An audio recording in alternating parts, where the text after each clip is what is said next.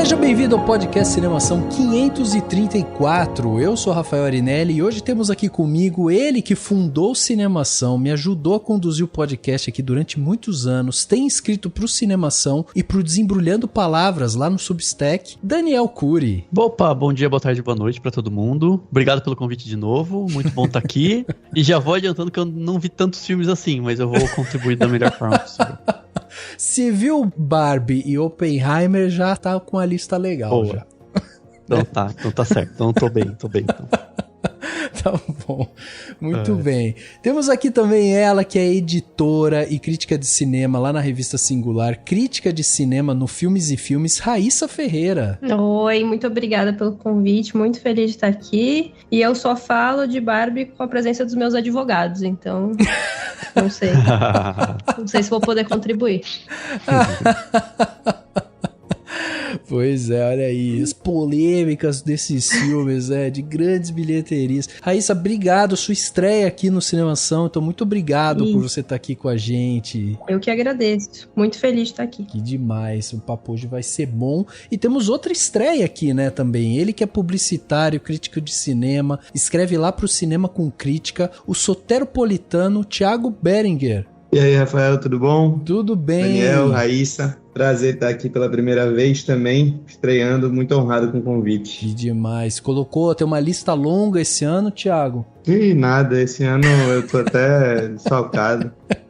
A Raíssa vai ser covarde que ela foi pra festival e tal. Esse ano eu tô focado no trabalho número 1, né? No job tá vivendo, né, Thiago? E vivendo, é isso aí. Tá vivendo. Thiago Beranger, que inclusive já tem um artigão dele no Cinemação, né? Verdade! Que foi publicado em ano passado, né? Julho do ano passado, Acho que foi ano passado isso.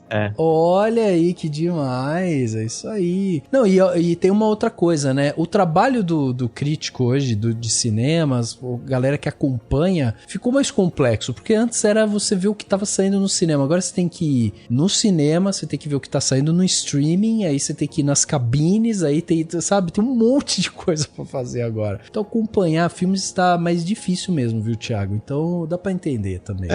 E pagar as contas, né? Que eu acho que é a parte que ninguém fala. Mas que todos nós fazemos também. Aí vai ficar meio deprimente, né? Se a gente começar a falar disso. Só vai sair chorando aqui. É isso mesmo. Mas assim, esse negócio é muito louco. Tipo, eu acho que cada vez mais, eu percebi isso assim, cada vez mais tá difuso, né?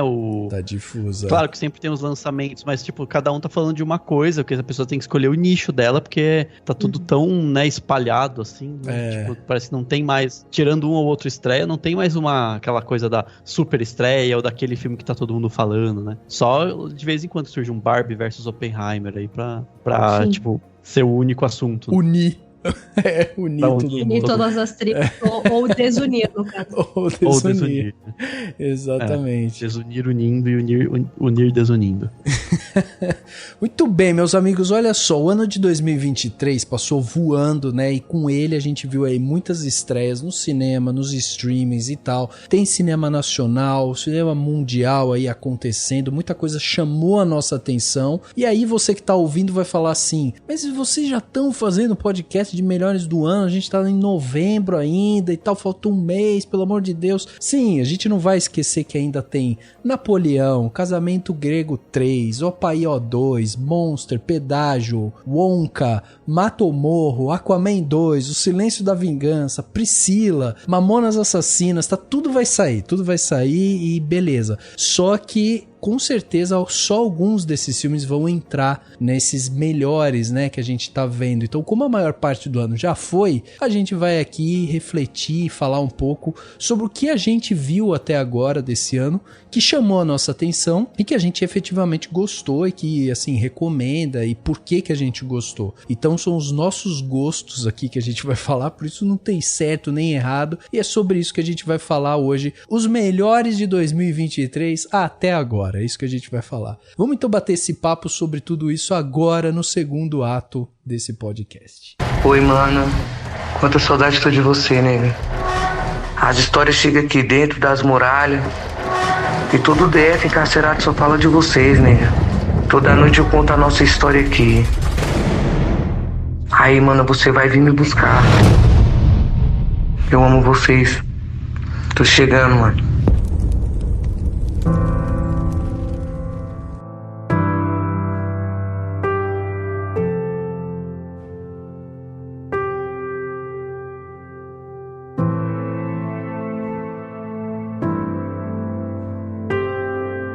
Até agora, em 2023, a gente já teve vários filmes que chamaram a atenção, mas eu queria começar com aqueles dados estatísticos que eu acho que podem nortear a gente melhor aqui nessa conversa. Então veja, quando a gente para olhar a bilheteria mundial, a gente tem no topo dessa bilheteria justamente Barbie, que arrecadou aí 1,4 bilhões de dólares ao redor do mundo. Em segundo lugar, a gente tem Super Mario Bros., com 1,3 bilhões de dólares ao redor do mundo. E depois a gente tem o Oppenheimer, né? Que daí vem com quase 1 bilhão de dólares, está com 950 ali, vamos arredondar, 950 milhões ao redor do mundo também. Depois a gente tem Guardiões da Galáxia 3, com 845 bilhões. Depois a gente tem Velozes e Furiosos 10, pois é, esse filme continua sendo uma máquina de bilheteria impressionante. Aí em sexto lugar a gente tem Spider-Man, né, Across the Spider-Universe lá. Através do Aranhaverso. Através do Aranhaverso, exatamente. Que daí esse daqui já tá com 690 milhões de dólares. E depois a gente tem, olha só, um filme chinês que tá em sétimo lugar. Isso eu tô falando bilheteria mundial, né? Que é um filme chamado Full River Red, que é um filme lançado na China, né? Ficou ali no mercado chinês e tal, um suspense com toques de comédia e tal. Esse filme arrecadou 670 milhões de dólares. E aí a gente vai para outro filme chinês, tá em oitavo lugar. Vocês veem como o mercado chinês é um mercado muito forte, não à toa, né? Muitos filmes americanos pensam nesse mercado também. Então a gente tem aqui em oitavo lugar o The Wandering Earth 2, que tá com 600 milhões de dólares arrecadados. E aí a gente tem A Pequena Sereia em nono e Missão Impossível em décimo. Esses são os 10 filmes de maior bilheteria em 2023. Agora, não necessariamente esses filmes são os melhores, né? Esses filmes são, na verdade, o que levou mais o pessoal no mundo no cinema. No Brasil, especificamente, Barbie também tá no topo da lista. Levou aí mais ou menos 10 milhões de pessoas pro cinema. Depois, em segundo lugar, a gente tem Velozes e Furiosos 10. E em terceiro lugar, a gente tem Super Mario Bros. Como os filmes de maior bilheteria aqui no Brasil. E aí eu queria começar com essa provocação para vocês, assim. A gente tem bilheterias com números gigantescos, mas é isso, né? Não necessariamente são os melhores, mas talvez sejam os mais atrativos. E o que mais me chama a atenção é que esses dois filmes que tiveram muita bilheteria, passaram do bilhão e tal, Barbie e Super Mario, são filmes que são meio que derivados, né? Que já tem um produto, já tem uma história, tem uma coisa meio nostálgica junto, assim. Vocês acham que, de alguma forma, esse ano foi mais um ano de reviver coisas, de repensar coisas que já existiam e estão sendo repaginadas e tal? Porque nas maiores bilheterias, por exemplo, a gente tem muito remake, reboot, essas coisas, né? Como é que vocês veem isso, assim, a questão da bilheteria versus qualidade? Eu acho que esse negócio da nostalgia ainda vai render muitos anos, assim, né? Eu acho que não só a questão de franquia e tudo mais, né? Missão Impossível, John Wick, Velozes e Furiosos, né? Que não sei se um dia vai acabar. Mas eu acho que a questão da nostalgia vai bater aí muitos anos, eles vão tirar de tudo até, sei lá, mudar isso daí, não sei, até aparecer outra coisa. E acho que com o filme da Barbie, ele abre precedente para outras, já abriu, né? Quando o filme saiu e começou tudo, já falaram que ia ter um monte de outros filmes de outros produtos e tudo mais. Eu acho que vai continuar sendo essa tendência, mas acho que é isso, a bilheteria não tem nada a ver com qualidade, né? Uhum. Acho que ano passado aí, o filme do Spielberg, que agora também teve, né? Teve Fable, mas esse ano, acho que foi lançado esse ano no cinema, né? Uhum. E ano passado teve West Side Story e, sei lá, quase ninguém viu no cinema, né? Foi uma bilheteria bem baixa, né? Um dos melhores diretores aí que não tem esse reconhecimento, enquanto tem um monte de filme que... Eu não vi um monte de filme que você falou, eu não vi Mario, por exemplo, não vi Velozes e Furiosos, Mas eu geralmente vou ver muito filme brasileiro, a gente sabe que a bilheteria às vezes não chega porque também não é bem distribuído o filme. Então tem muito filme com muito potencial que às vezes nem chega em lugar nenhum, ou vai passar em uma outra cidade aqui, falando de Brasil, né? Aí a questão mundial eu já não sei, mas eu sei que tem muito filme, por exemplo, meu top 2 aí do meu segundo filme favorito do ano até agora é um filme que passou em quase lugar nenhum, assim. Pois é. Tenho certeza que não tem nada a ver, assim, a qualidade com a bilheteria. E tem uma coisa interessante que eu acho que a gente tem que pensar sobre, assim, grandes produções, Hollywood, blockbusters, esse tema, assim, como o cinema tá com essa crise aí, com essa coisa de cada vez menos pessoas pagando ingressos, etc. Cada vez mais o cinema vai ser, acho que a gente já até discutiu várias vezes isso, né? Vai ser focado em coisas o maior possíveis, assim, em termos de o mais abrangentes e tal, e ao mesmo tempo com cada vez, eles vão precisar arriscar cada vez menos. E na cabeça do produtor, daquele produtor de Hollywood que não sabe pegar numa câmera, né, mas só tá lá atrás no escritório lá, o arriscar menos é apostar em coisa que já faz sucesso, apostar em coisa, em fórmula que deu certo e tal. Então é isso, assim, tipo, com essa queda agora, tem essa tendência de queda cada vez maior de filme de super-herói, porque deu essa esgotada, né, finalmente, né, no formato, ou acho que ainda vai continuar por um tempo, com algum nicho e tal, mas aí com a Barbie, por exemplo, o sucesso que fez o filme da Barbie, aí eles vão pra esse caminho, né, de tipo assim, arriscar nessa coisa da nostalgia do brinquedo, aí tem a nostalgia dos remakes, tem o perfil ainda do super-herói, ou filme de ação em geral, que tende a continuar de alguma maneira, né? Alguma coisa inspirada no Missão Impossível e tal. E outro fator que eu acho que eu sempre lembro e eu acho muito maluco, muito maravilhoso e incrível, assim como o cinema tá sempre com esse formato, com esse gênero, né? Sempre resgatando e ajudando, pelo menos no lucro, assim, que é o terror, né? O filme de terror leva a gente, mesmo que não tanto, mas custa muito barato geralmente e tal. Mas eu acho muito legal isso, assim, como que a tendência é essa, então, eles tentarem arriscar o mínimo possível. E aí o risco vai ser uma outra produção que vai, né, arriscar alguma coisa. As produções vão ficar agora mais baratas, essa coisa de não ser mais tão caro assim fazer os filmes. E aí vai essa questão disso, né, tipo, de ter que se aproveitar ou da franquia que já existe, ou do remake do que já foi, ou do brinquedo que já existe, porque eles não podem arriscar, você não pode fazer um negócio super novo, botar lá, que a tendência não dá certo. Sei lá, acho que lembrei agora, eu não vi também, mas o Elementos, né, que foi da Pixar, que deu uma apagada, porque as pessoas falam, gente, não conheço, não vou ver, papapá. Então tem umas coisas assim, né, e aí a franquia, a boneca que sempre vendeu, vai falar, pô, por que o produtor vai arriscar, né, uma grana num negócio diferente? Ele vai pra esse certeiro, porque daí vai ter o público lá, né, ainda. É interessante essa questão da nostalgia. Eu sou publicitário, né? O Rafael me apresentou aqui no começo. E a gente tem estudado um pouco isso, assim, até dentro do mercado publicitário, né? Que é, no fundo, o que norteia muito aí os produtores e os grandes estúdios de cinema, né? A entenderem quais serão as suas prioridades, os seus projetos mais que eles vão despender aí um esforço maior, é justamente esse estudo, né, de marketing, esse estudo de probabilidade daquele filme ali virar, dar certo, né, na sala de cinema e tal. E essa coisa da nostalgia, ela sempre existiu, né, mas a gente tá vivendo um momento muito complicado do mundo, né? A gente tá saindo de uma pandemia, né, que ainda tá muito recente, a gente está sofrendo aí com mudanças climáticas, né, catástrofes. A gente está vivendo um tempo assim meio pós-apocalíptico, assim, meio apocalíptico, na verdade. E isso reforça muito essa noção da nostalgia, né? Porque a gente sempre fica buscando dentro da gente, né, aquele tempo que tudo era bom, né? E esse tempo que tudo era bom é sempre o passado, né? É sempre esse lugar de conforto psicológico, né? A gente lembra da infância, de bons momentos que a gente viveu. Na verdade, a gente tinha problemas também, existiam problemas no mundo também naquele momento, mas o que fica é sempre essa sensação de que as coisas eram melhores no passado. E isso acaba tendo esse efeito psicológico nas pessoas, né? Ainda mais no momento que a gente está vivendo, com tanta coisa ruim acontecendo, né? Então, sempre o que foi melhor do que o que está por vir, ou o que está acontecendo agora. E isso acaba gerando essa noção de que o que é confortável para mim são aquelas coisas com as quais eu já estou habituado, né? São aqueles filmes que vão resgatar esse lugar, esse espaço que tem dentro aí do meu coração, na minha cabeça, de conforto, né? De acomodação. Sim. E aí a gente vê essa coisa da Barbie estourando desse jeito. Os filmes de herói, né, que a gente vai falar provavelmente daqui a pouquinho, o que aconteceu esse ano, o que tem acontecido esse ano, mas que também passaram muitos anos aí servindo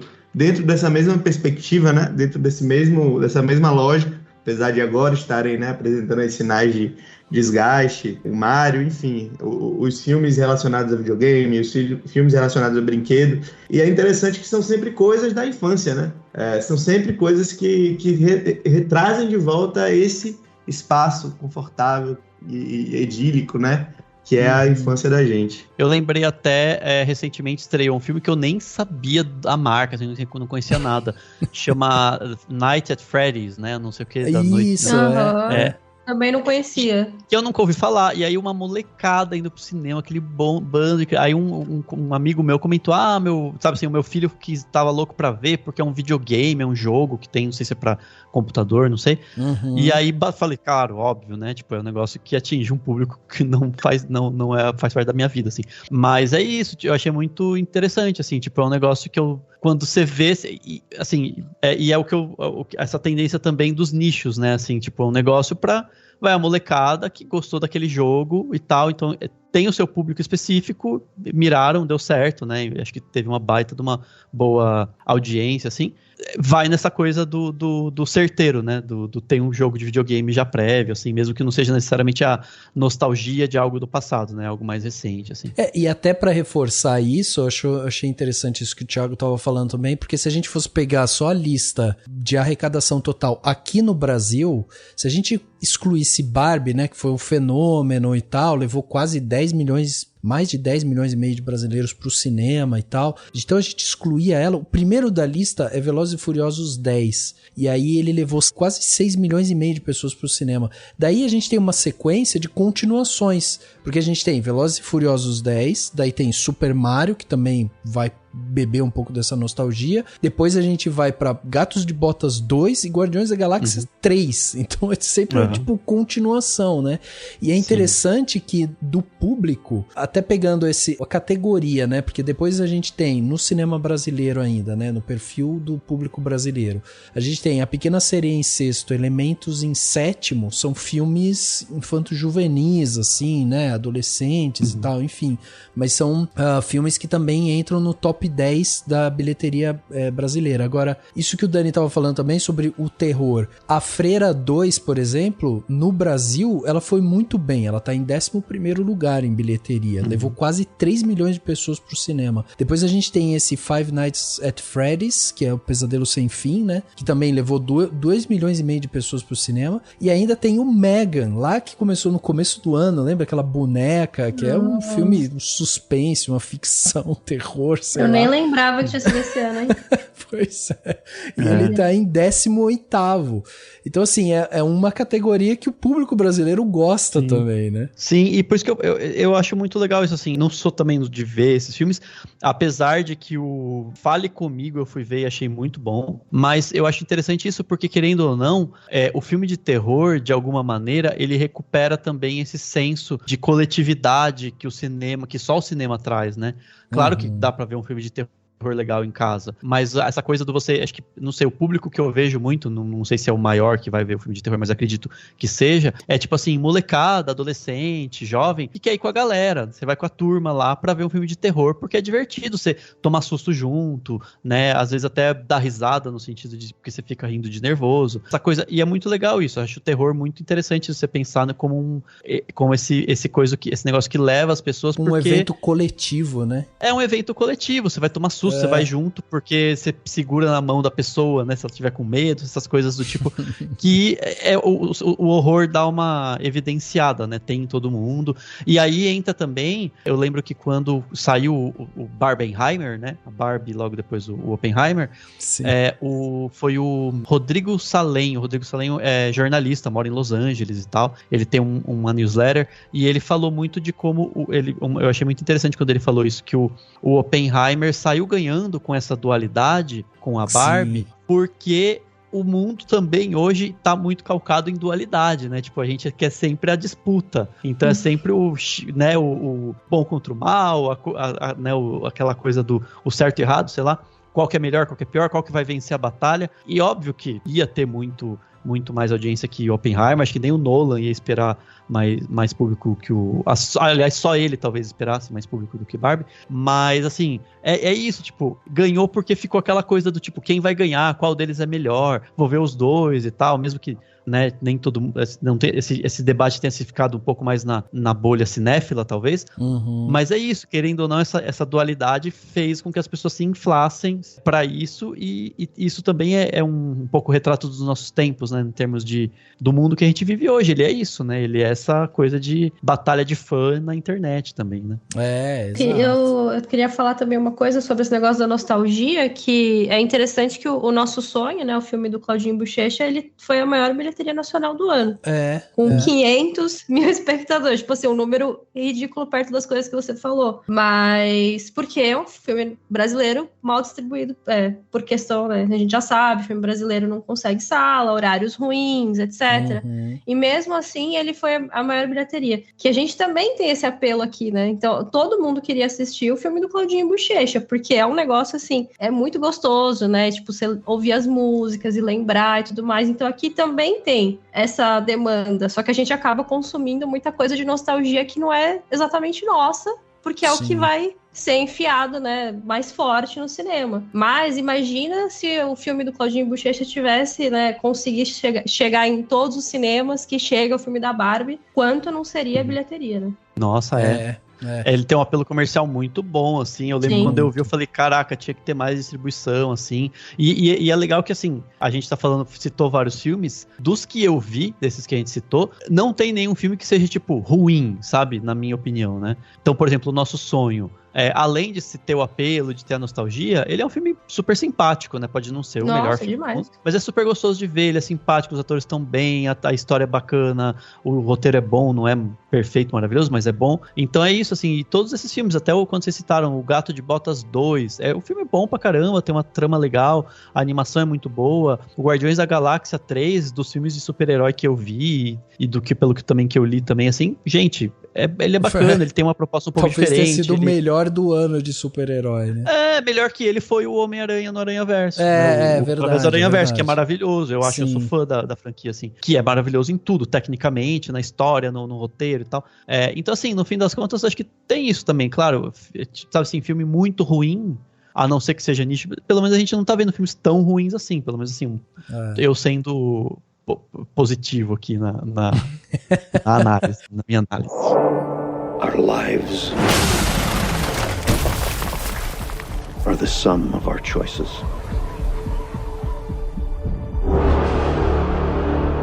And we cannot escape the past.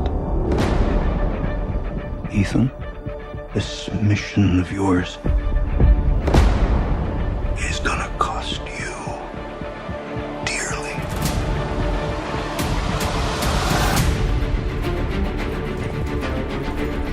The world is changing. Truth is vanishing. War is coming. Só para as pessoas entenderem isso que a Raíssa falou, é interessante, é legal a gente ficar de olho, e eu queria trazer um pouco também dessa atmosfera brasileira, porque a gente já tem alguns dados, né, que a Ancine tem divulgado e tal, e depois eu vou falar mais sobre isso mais pra frente, mas Nosso Sonho levou aí 464 mil pessoas pro cinema, né? O nosso maior público esse ano e tal. Fica longe justamente de 1 milhão e tanto, né? De que eu tava falando antes aqui, desses filmes estrangeiros. Depois a gente tem em segundo lugar em filmes brasileiros Os Aventureiros, A Origem, um filme infantil, né? Que levou 413 mil pessoas. Depois a gente tem Mussum em terceiro lugar, Desapega em quarto, Ninguém é de Ninguém em quinto. E a gente depois vai ter Meu Nome é Gal em sexto, Perdida em sétimo, Elise e Tom em oitavo, mas aí já esses filmes, até Meu Nome é Gal, ela levou 137 mil pessoas pro cinema, mas de Meu Nome é Gal pra baixo, não chega a 100 mil pessoas no cinema, assim. Uma tristeza. A gente movimentou, tem um público total só de filmes, pensando só em filmes brasileiros. A gente teve 2.200.000 pessoas indo no cinema ver filmes brasileiros. A renda total até agora são de 40 milhões de reais, né, de filmes brasileiros. Só que tem essa questão que é, até agora, de todos os filmes que foram exibidos no Brasil e tudo mais, 98% são filmes estrangeiros que tem. É muito pouco. Filme brasileiro tem 2% só que é exibido. E aí, quando você vai ver, a gente vai fazer uma comparação dos anos passados, né? A gente teve pandemia, caiu muito, né? A ida ao cinema e tudo mais. Então, fazendo a comparação em termos de público, por exemplo, de 2022 para 2023, cresceu 26% o número de público indo ao cinema. Esse número deve crescer um pouquinho mais até o final do ano. Ao todo, esse ano, o cinema já rendeu aí, né? Já teve aí quase 2 bilhões de reais que ele movimentou com as pessoas indo ao cinema, comprando ingresso e tudo mais. São 610 títulos que chegaram ao Brasil, que foram exibidos. Então a gente tá numa retomada mesmo. Quando a gente vai ver os gráficos, 2019 foi o nosso topo, assim, a gente chegou a ter quase 200 milhões de pessoas indo ao cinema. Cai, porque tem a pandemia, lógico, então cai drasticamente. Agora a gente tá numa retomada. Esse ano até agora a gente tá chegando aí em 100 milhões, até o final do ano deve bater 100 milhões de pessoas indo no cinema. Então a gente está retomando ainda, não chegamos lá nos 173 milhões de 2019. Mas é isso, é o que a gente estava falando. O mercado brasileiro tem potencial, tem filmes de qualidade, tem filmes que poderiam, né, inclusive ir para outros países e tal, e a gente ainda carece desse incentivo e tudo mais, e não à toa a gente fala muito sobre isso aqui, né, e em outros lugares, porque precisa. Agora vamos entrar no papo sobre os melhores. A gente começou esse papo aqui e o Thiago até levantou a bola que a Raíssa foi para festival, né? A Raíssa foi para Sundance, Cannes, Berlim, não foi? Fui não. Fui aqui mesmo, na minha casa. Meu namorado foi pra Cannes, hein? Então eu me sinto praticamente... Eu tenho uma bolsinha que eu uso para as pessoas acharem que eu fui pra Cannes. E eles eu vi os filmes de Cannes na Mostra de São Paulo. Aê, legal, legal. Boa. Porque assim, ó, esse ano a gente já não tem mais grandes festivais assim, né? A gente já teve Sundance, já teve Roterdã, Berlim, Cannes, Veneza, né? Toronto, enfim. A gente já teve, o último agora foi o da Espanha, né? De San Sebastián, que foi o outro grande festival assim que a gente teve. Mas me fala um pouco então, Raíssa, sobre essa sua lista, porque com certeza você teve acesso a filmes diferentes, né, por conta dos festivais e tal. E o que foi que te surpreendeu aí? O que tá no topo dessa sua lista? Aqui eu tô em São Paulo, né, então aqui eu sou privilegiada em muitas coisas nesse sentido, né. Aí agora há pouco eu tava cobrindo a Mostra de São Paulo, que é um dos maiores festivais aí que a gente tem, que é insano, então tem muita coisa de Cannes, de outros festivais também. Também fiz outras mostras aqui, mostra de cinemas africanos, que veio bastante filme novo também. Mix Brasil agora, consegui ver um pouco, tudo mais. É engraçado que até um tempo atrás, assim, o meu favorito do ano até pouco tempo atrás era o mesmo, assim. Não podia passar o que fosse, não mudava. E aí chegou o Scorsese e aí ele passou na frente. Então não é tão... não é tão diferente assim, né? Um filme que foi distribuído mundialmente aí. Daí, Assassinos da Lua das Flores, ele tá no meu primeiro lugar aí, por enquanto. Mas o meu segundo lugar, que é o que eu falei que ficou muito tempo, é o Luz nos Trópicos, que é o filme da Paula Gaetan, que teve uma distribuição pequena, que bem tímida no Brasil. Eu fui na pré-estreia, fui cobrir com a imprensa. E ele teve algumas exceções assim, específicas. A Paula Gaetan decidiu fazer uma distribuição muito específica, que ela foi em cada estado apresentar o filme, então ele não passou em muito lugar. É uma pena, é um filme muito legal, um filme maravilhoso, assim. É um filme de 4 horas e 20. Então, eu imagino que é um filme difícil, assim, não ia chegar a passar numa rede de cinema gigante, todo mundo ia assistir. Mas enfim, é um filme maravilhoso que eu espero que as pessoas tenham a oportunidade de ver pelo menos em casa. Depois veio a Fire, que estreou agora também, mas eu vi na Mostra de São Paulo, que é o do Petzold, que é maravilhoso. E aí tem Mato Seco em Chamas. Nossa, Mato Seco em Chamas, eu tô maluco pra ver, que eu não vi até agora. Maravilhoso. Ele estreou, né, no cinema no começo do ano, acho que em fevereiro, se eu não me engano, mas também vi em cabine. Mas também acho que ele teve uma distribuição super pequena. Ele passou ano passado no Festival do Rio, não veio pra São Paulo, mas aí depois veio pro cinema, na estreia nos cinemas, e eu acho que passou muito pouco tempo, assim, uma pena também, um filmaço. Depois tem Compatível com a Vida. Festival de Salvador também, ano passado, eu pude ver ano passado, aqui em Salvador, na Panorama Coisa de Cinema, né, que é o festival maior que a gente tem aqui. Sim. Foi muito bom. Esses filmes que passam em festival, né, às vezes até passam no cinema, principalmente filme brasileiro, assim, que nem eu falei, depois vem Compatível com a Vida. Ele ganhou É Tudo Verdade, e agora ele estreou no cinema essa quinta-feira, assim. Mas é um filme, assim, passa mais em festival. Vai passar em outro festival aqui em São Paulo. Aí tem Zona de Interesse, não chegou no cinema ainda. O Mal Não Existe, também não chegou no cinema ainda. John Wick, que aí é um filme... John Wick 4 e Missão Impossível estão, tipo, bem no topo, assim, pra mim. Mas aí tem outros filmes mais, assim, desconhecidos, que ainda não passaram tanto. Principalmente por causa da Mostra de São Paulo. Acho que o que mais me surpreendeu da mostra, assim, foram os filmes brasileiros, que vão chegando aos poucos e alguns se perdem no caminho. Sempre tem isso, assim, alguns que ficam sem distribuição, ou distribui uma semana e acaba. Um dos que eu mais gostei foi O Dia Que Eu Te Conheci, do André Novaes, que é um filme muito lindo, que eu não faço a menor ideia de quando vai estrear e de quando vai passar em outros lugares. Isso é muito triste. Porque, por exemplo, Zona de Interesse vai ser distribuído, né? Provavelmente vai pro Oscar, então vai chegar. O Mal Não Existe, do Hamaguchi, também provavelmente vai ser distribuído em algum momento, mas esse brasileiro eu não faço a menor ideia. O Dia Que Eu Te Conheci, quando que vai passar. Na minha lista tem no começo também até o EO, que do começo do ano, assim, que chegou a estrear no cinema, que foi do Oscar do ano passado, mas eu nem sei, assim, onde passou, quem viu no cinema. Eu, por exemplo, não vi no cinema, vi em casa, assim, nem sei o que aconteceu, quem viu esse filme.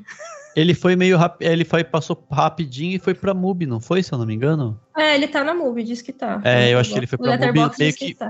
Acho que foi logo depois, sabe, assim, estreou, passou o Oscar, assim, ele já tava por lá.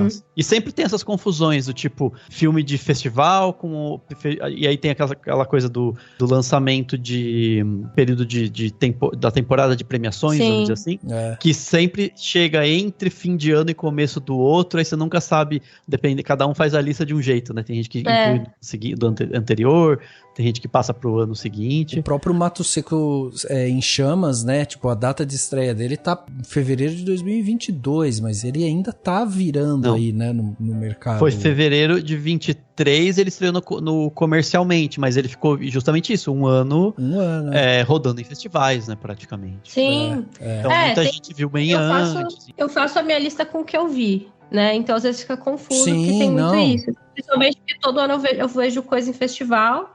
E, por exemplo, aí tem filme que nem eu falei, né? Zona de Interesse provavelmente vai estrear no começo do ano que vem e já tá na minha lista. Ferrari vai estrear no começo do ano que vem também, tá bem no começo também, tá no 15º lugar, assim. Então falando Oppenheimer também tá na minha lista, no começo, assim. E tem outros filmes que tem uns filmes, assim, que a gente vê em festival que às vezes não chega nunca, vai direto pras locadoras digitais. E às vezes nem isso, assim, dependendo da nacionalidade. Teve um filme sueco que eu assisti na mostra que eu gostei muito, que chama Paraíso em Chamas, que é um que eu acho que vai se perder. Assim, ele ganhou alguns prêmios, né? Eu tava tentando lembrar justamente os prêmios que ele ganhou, tipo, em festival. Acho que ele ganhou em Veneza, né? Festival de Veneza, se eu não me engano, algum prêmio. E quando eu vi também, ele me surpreendeu bastante. Falei, nossa, que bonito, que interessante, né? Como a diretora cria, tipo, um microcosmo, né? Com aquelas irmãs que convivem lá. Achei bem legal também, eu gostei bastante. Um dos meus favoritos da mostra. Então, tipo, eu não vi tantos filmes da mostra, e até ia comentar um que também provavelmente vai se perder, até porque é de um país bem diferente, que é um filme chamado Devagar, Devagar. Sim. Que é da, acho que é da Letônia, se eu não me engano. E ele é um filme, eu gostei demais desse filme, assim. Lituânia. Da Lituânia, né? Se chegar em algum lugar, vai chegar na MUBI ou alguma plataforma semelhante, assim.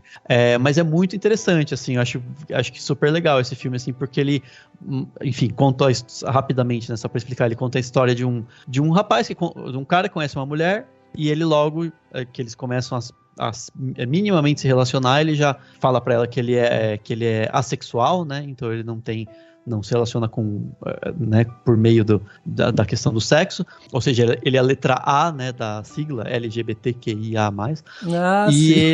Só que o filme vai, claro, desenrolando esse relacionamento entre os dois, mas é impressionante como ele é um filme sensual, sabe? Porque esse cara, o trabalho dele, do personagem, né, é intérprete de língua de sinais lá no país, né? Não é Libras, porque não é a língua brasileira, mas da língua de sinais. E é muito legal, porque assim, tem umas cenas que são super sensuais com ele fazendo a interpretação de uma música, e ele, né, ele tem um gestual. É a questão da dança, né, também é muito legal. Tem a dança da mulher, que é uma dançarina, professora de dança. Então o filme vai explorando isso de um jeito tão interessante, assim, que acho que eu queria muito que mais pessoas vissem esse filme. Ele é muito bonito, assim, muito legal. Total. Tem também o filme do Radu Jude, que passou na mostra, que eu achei maravilhoso, que é Não Espere Muito do Fim do Mundo, que eu acho que, putz, é um filmaço, e eu não faço a menor ideia se ele vai chegar aqui nos cinemas e tudo mais, mas é um filmaço, assim, que eu acho que a galera curte bastante, assim, tem um senso de humor bem, bem legal, assim. Inclusive, Raíssa, eu ia até pedir pra você explicar um pouco, porque você falou do Luz nos Trópicos, né? E a Paula Gaetan é uma diretora francesa e tudo mais, e a história do filme também é bem interessante, né? Porque passa pelos povos indígenas, né? Conta um pouquinho pra gente o que é o filme. Ele assim, acho que ele não tem muito uma narrativa, assim, acho que é mais uma questão de você sentir, assim. A Paula Gaetan, eu acho que ela não é francesa, na verdade, acho que ela nasceu lá, mas ela tem toda uma questão dela ter vivido na América Latina, né, em Bogotá e tudo mais, então ela tem uma ligação muito forte com a América Latina.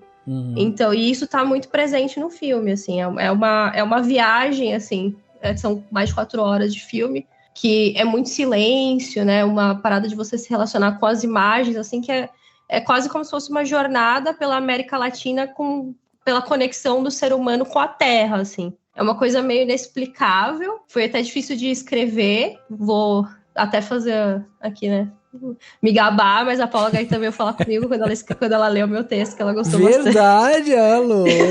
E eu fiquei muito feliz, assim, porque realmente foi uma experiência que me tocou muito. Que demais. Eu acho que tem muitas pessoas que sentem isso, assim, quando você olha pra natureza, porque, sei lá, eu moro em São Paulo, né, também tem isso. Mas quando você olha pras coisas na natureza, assim, você sente meio que um chamado interno, assim, de que a gente se conecta de alguma forma com aquilo de uma maneira muito primitiva, e o filme ele explora isso, assim. Então ele é uma jornada que vai começar como se fosse a colonização portuguesa no Brasil, mas é meio atemporal também, e eles atravessam, assim, a Amazônia, e aí vai para os Estados Unidos, já contemporâneo, então, tipo, é uma viagem, assim, eu acho que é uma parada que não tem como explicar, mas é muito legal, assim. Eu acho que ver no cinema é essencial, só que acho que é impossível agora, mas seria muito essencial, porque em casa a gente se distrai muito, né, e é um filme que ele pede, assim, muito da sua atenção. Você entra meio que em um estado meditativo, observando, assim, não tem muito...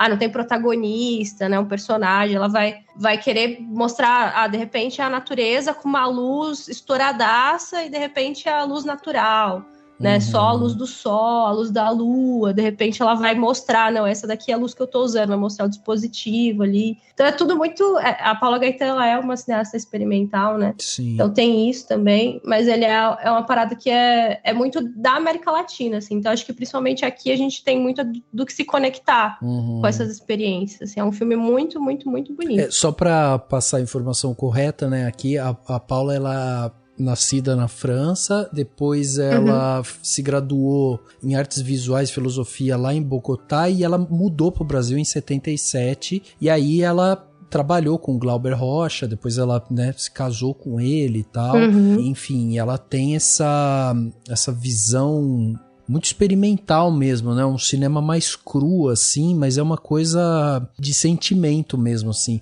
Eu lembro de um filme dela que eu assisti na época da faculdade, que era o Exilados do Vulcão, que é um filme também bem experimental e tal, que fala sobre uma mulher que perde um marido e tal, e daí ela foca muito nessa questão do relacionamento e tal. Então, enfim, ela é uma diretora bem interessante, assim, pra quem quer estudar cinema também, é bem interessante. Inclusive tem um filme novo que saiu no Brasil agora, tá em cartaz, não sei em quantos lugares, chama Vai e Vem, que são duas diretoras que elas usam o filme como um diálogo entre elas, que uma mora no Brasil e outra nos Estados Unidos, e elas fizeram, tipo, em capítulos, assim, que elas conversam baseadas em cineastas experimentais, assim. Então, cada parte é baseado na filmografia de uma cineasta experimental. E a última parte é baseada na Paula Gaetan, assim, é bem legal também. É um filme que eu vi agora há pouco na cabine, assim, semana passada, e vale muito a pena também. Whose land is this? My land. Well, our war hero has arrived. You made a good choice coming back here. Osage are the finest, wealthiest, and most beautiful people on God's earth. They outsmarted everybody. They have the say. Who gets the oil? Son, I got a question. You like women? That's my weakness. Tiagão, e você? A gente já teve aqui, menção a filme da Lituânia, né? Filme aí da diretora brasileira que tava na Colômbia e tal. O que você trouxe pra gente, hein, Tiagão, que tá na sua lista aí? Olha a pressão, você sentiu pressão, né? Nossa, tô até constrangido. Mas não, assim, queria até retomar o Mato Seco em Chamas, porque é o meu primeiro da lista. Na real, eu assisti no ano passado, né, nesse festival aqui em Salvador, né, em novembro do ano passado, mas como é um filme que foi lançado comercialmente em 2023, eu acho que vale a pena mencionar até pra galera ir buscar, né, quem não assistiu e tal, porque pra mim, realmente, tá entre os melhores filmes do século, assim, sem exagero, é o meu filme preferido, talvez, que eu vi, assim, dos últimos 23 anos, né. E filme brasileiro, né. Filme brasileiro, exatamente. Pra mim, o Adley é um gênio mesmo, é uma pessoa que tem um olhar pro cinema muito específico, muito brasileiro. Essa coisa da mistura ali entre o que é ficção, o que é documental, né? É uma característica muito forte, né, do cinema brasileiro, de alguns diretores brasileiros, aí, em especial o Coutinho, né, que pra mim é um dos maiores. E o Adley, ele faz isso de uma maneira muito inteligente, muito inovadora mesmo, né? No Mato Seco em Chamas, eu acho que é um filme que também é longo, né? Também não é fácil. Tem esse aspecto mais meditativo também em alguma medida, mas é muito real, né? Ele fala muito sobre a nossa realidade, sobre a realidade do Brasil, a partir dessa narrativa aí que mistura a ficção com o documentário e mistura de uma maneira que é indissociável, né?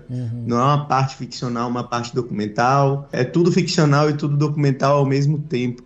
Eu acho que é um filme, assim, pra ficar mesmo na história do cinema nacional. É uma pena que realmente, né, aí reforçando mais uma vez o que a Raíssa já comentou, que a distribuição não ajuda. Mas é um filme que quem tiver a oportunidade de buscar, eu recomendo muito, muito, muito que assista. Faz uma sinopse pra gente só, Tiagão, pra galera saber sobre o que se trata, né? Porque essa ideia de fazer essa brincadeira entre o documental e o ficcional, assim, é realmente muito interessante. Toda a história do filme, né, combina muito bem com isso também. O filme, ele conta a história, né, de uma gangue de mulheres lá no Distrito Federal, ali nas cidades satélites, em volta de Brasília, né? É uma ex-presidiária que acabou de sair ali da prisão e vai se organizar para voltar ali ao mundo do crime, né? Voltar a armar sua gangue ali e ganhar dinheiro para poder sobreviver. O filme, ele é feito com atrizes, né, atores e atrizes não profissionais, né, pessoas realmente que vivem ali no entorno de onde o Odilei vive, e pessoas que realmente têm histórias que se conectam muito com as personagens que elas estão vivendo, né? E aí tem a personagem que é a protagonista, que ela, em determinado momento do filme, realmente é presa. E aí fica essa coisa entre a personagem dela, que é uma presidiária, né, uma ex-presidiária, e ela própria, que no meio da produção, né, no meio das gravações ali, foi presa também. E aí isso cria uma camada, assim, né, dialética pro filme, que é muito interessante. Eu falo isso sem problema, assim, apesar de ser um spoiler, né, algumas pessoas poderem ler como spoiler, mas eu garanto que isso aí não estraga a experiência, ou não dá qualquer tipo de problema se você assistir, porque é a maneira como o Odilei conecta essas duas realidades, né, que faz desse filme tão especial. É basicamente isso, assim, quem tiver a oportunidade de assistir, assista Mato Seco em Chamas. Lembrando que ele também é dirigido pela Joana Pimenta. Bem lembrado, Raíssa. Eu não lembrava o nome dela, mas a Joana Pimenta foi E diretora. ela faz a direção de fotografia também, né? Do filme, não faz? Ela era, acho que, diretora de fotografia dos filmes do Odilei, se eu não me engano. E é o primeiro filme que ela dirige com ele. Agora, olha só que bizarro isso, porque é um dos filmes que realmente, filme brasileiro, forte e, assim, foi muito elogiado pela crítica e tal, e quando eu fui buscar ele aqui na Ancine, os dados da Ancine, mostra que ele levou 2.900 pessoas pro cinema. Não é nada, não é muito nada, difícil, né? nada. Mas eu concordo com o Thiago quando ele falou, é um filme... O cinema do Odilei, de uma forma geral, né, é um cinema bem, assim, é difícil no sentido, não é, né, assim... Não esperaria o público de nosso sonho, assim. Sim, é uma proposta, né, difícil, uma proposta que requer realmente uma atenção, que requer todo um entendimento. Eu lembro quando eu vi Branco Sai, Preto Fica, que eu fiquei meio assim, falei, gente, pera, o que eu tô vendo aqui, sabe? Dá um choque, né, assim. É muito estranho mesmo. Mas é um cinema, não é muito fácil. Né? Mas, claro, poderia ter tido mais público, com certeza. O que eu acho que, apesar de ser um filme realmente que não é fácil, né, e que não tem esse aspecto, assim, popular no sentido narrativo, de ser uma narrativa fácil de você digerir, né? Ele é um filme que é muito popular na sua essência, né? Do que ele fala, que realidade ele mostra, o que ele diz. Então, eu acho que a gente precisa difundir mais, assim, isso, porque eu tenho total certeza que não é um filme que todo mundo se conectaria, mas muita gente que não entende de cinema, que não pesquisa cinema, que não escreve, que não... Enfim, um espectador comum, mas brasileiro, sabe? Que vive alguma daquelas realidades ali, vai olhar aquele filme e vai se identificar com aquilo, né? E vai bater de uma maneira até muito mais forte do que em mim, que sou um jovem branco de classe média de Salvador e tal, mas pessoas que talvez tenham vivências parecidas com a das personagens do filme vão ver esse filme, vão se enxergar de uma maneira muito forte. Então acho que, apesar de ter esse aspecto realmente mais hermético, né, aí na construção narrativa, na lentidão do filme e tal, mas é um filme que tem um potencial popular muito forte, assim, é um filme que tem um aspecto até revolucionário. E eu queria citar até a Cristina Amaral também para falar da montadora desse filme, né? Eu tive a oportunidade de assistir uma sessão em que ela estava e que ela conversou com a gente, assim, sobre o filme. É uma montadora, assim, histórica do cinema brasileiro. Ela trabalhou com muita gente, assim, fez muito filme interessante. Ela montou Falsa Loura, do Reichenbach, que é o meu filme nacional preferido. Garotas do ABC... Enfim, é uma montadora que tem uma filmografia assim, muito importante desde os anos 70, 80, e ela montou esse filme da Odilei e ela falando justamente sobre essa dificuldade, mas ao mesmo tempo de como esse filme flui mesmo, né? Na hora que ela foi montar o filme, que o filme não tem uma cronologia assim, muito definida, porque essas coisas vão se amontoando, né? Esses fatos da vida pessoal das atrizes e das personagens, eles vão se amontoando, e acaba que o filme ele nasceu mesmo na montagem ali, né? Tinha muita imagem, muito material, tinha muitas horas de material, e ela falou que foi um processo assim de meditação mesmo, de contemplar aquelas imagens e ir tentando, a partir disso, né, junto com a Odilei e com a Joana ali, construir essa narrativa. Então, vale aí a menção também a Cristina. E pra gente valorizar mesmo esses artistas brasileiros, né, essas pessoas que são tão importantes para o nosso cinema e que têm muitos serviços prestados. Às vezes a gente não fala muito deles, né, a gente fala aí da a montadora que acompanha a carreira aí do Scorsese, né, e tal, mas a gente tem as nossas montadoras brasileiras também que são incríveis e que valem ser mencionadas. Só para reforçar isso, assim, tem toda a questão da distribuição também, né, porque apesar de Mato Seco em Chamas tá na vitrine filmes, né, a distribuição, assim, foi realmente, né, não chegou em muitos. É rápida, né? Foi muito rápida, Só para vocês terem noção em grau de comparação, aqui no Brasil, Barbie, por exemplo, ela teve 160 mil sessões, né, nos cinemas de exposição do filme. O Mato Seco em Chamas teve 200. Tipo, é muito, muito pouco, assim. Ele foi muito pouco exposto. Aí esse tá aí, o poder do marketing, né? Inclusive porque se a gente for comparar com o Nosso Sonho, que daí também é de uma produtora maior e tal, daí já teve 15.168 sessões de que o filme foi realmente exibido. Então tem essa questão, esse gargalo também da distribuição que a gente sempre acaba sentindo com esses filmes que são muitas vezes mais autorais e que ganham, né, muito da crítica, mas como a gente não tem muitos incentivos, né, nesse sentido, acabam ficando realmente longe do grande público. Vou continuar só na lista aí, é um filme que eu assisti agora, né, semana passada, que é um filme que estreou em Cannes esse ano e esteve aí também na Mostra de São Paulo, que é Anatomia de uma Queda, da Justine Triet, assim, acho que ele tá em segundo da minha lista, né, a gente não tinha citado ainda, mas eu achei, assim, muito massa, filme que tem uma reflexão sobre cinema, assim, que eu achei muito forte, sabe, sobre como a imagem ela é capaz de gerar na gente esse efeito de verdade, sabe, né? Essa imagem como prova, como um acontecimento real que foi registrado, né? E como a falta da imagem muitas vezes coloca tudo em perspectiva, em questionamento, né? Como as narrativas elas se contradizem. E a imagem acaba servindo como uma prova, né, dos acontecimentos, de que aquilo aconteceu e tal. E aí ele vem e no final mostra que, na verdade, nada disso é verdade no mundo pós-moderno, né? Enfim, é uma viagem assim, sobre cinema que está por trás, mas é um filme, ao mesmo tempo, muito acessível, porque ele é um filme de julgamento, basicamente, não é um filme de tribunal. Um cara morre, né, para falar um pouquinho da sinopse, o marido, pai. É uma família composta por pai, esposa, né? Pai, mãe e filho. O filho é cego. Em determinado dia tem um conflito ali na casa. O filho sai para passear com o cachorro e quando ele volta para casa, o pai dele tá tirado no chão, morto, né? Caiu ali do terraço da casa, que ele tava fazendo uma reforma lá na parte do porão, do sótão da casa, na verdade, cai. E aí a mãe do menino, né, é acusada de ter matado o marido. E aí ela nega, né?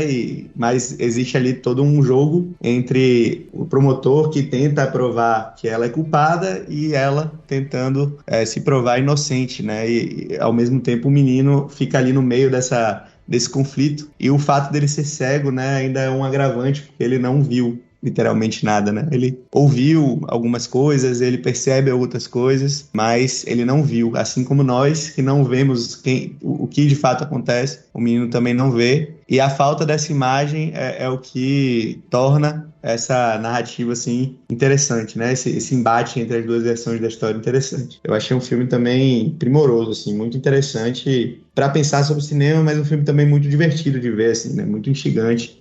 Fica curioso, fica investigando ali junto. Vai sem medo assistir também, se você ainda não viu. Passou no Festival Varelux agora, né, recentemente. Acho que ainda tá o festival rolando aí, até o final, até quinta-feira agora, né? E aí talvez em algumas cidades ainda tenha uma sessão dele aí disponível. Mas deve estrear no começo do ano também, imagino, no cinema. Deixa eu perguntar uma coisa pra vocês. Vocês três tiveram contato com os filmes da Mostra de São Paulo. A Mostra esse ano teve também uma parte online, né, e tal, e enfim, o Dani foi até lá também. A Raíssa chegou aí também, Raíssa? Sim, eu não fui, não. 36. Viu quantos filmes? 36. 36 filmes?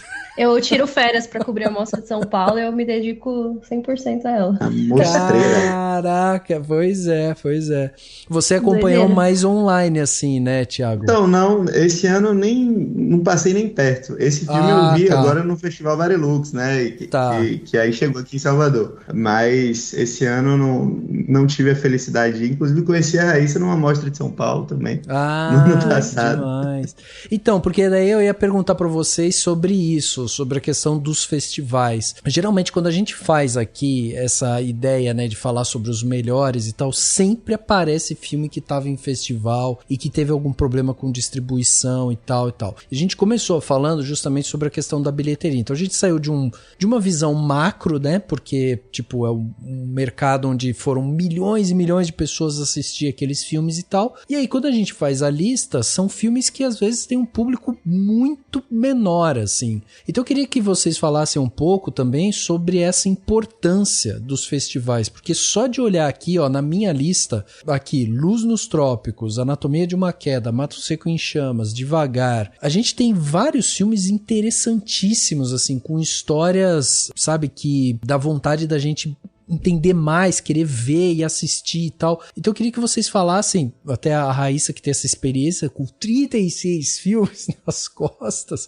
mas qual que é a importância disso, assim, de você fugir um pouco desse mercado comum, do que tá no cinema comercial e tal? Eu acho que os festivais, eles têm dois lados, assim, a Mostra de São Paulo é gigante, né? Então vem muita coisa. E eu acho que nela tem dois lados que dá pra explorar. Que um é você ver os filmes que vão pro Oscar, ganharam Cannes, ganharam Sundance, ganharam, enfim, Veneza, qualquer festival aí grande que a gente pode pensar, internacional, que passaram, ganharam algum prêmio, foram bem falados e tudo mais. E também tem o lado de você explorar cinemas que dificilmente vão vir para o Brasil, que é uma chance única que você só veria se você achasse o filme de modos alternativos, às vezes, porque não vai passar aqui. Então dá para fazer os dois.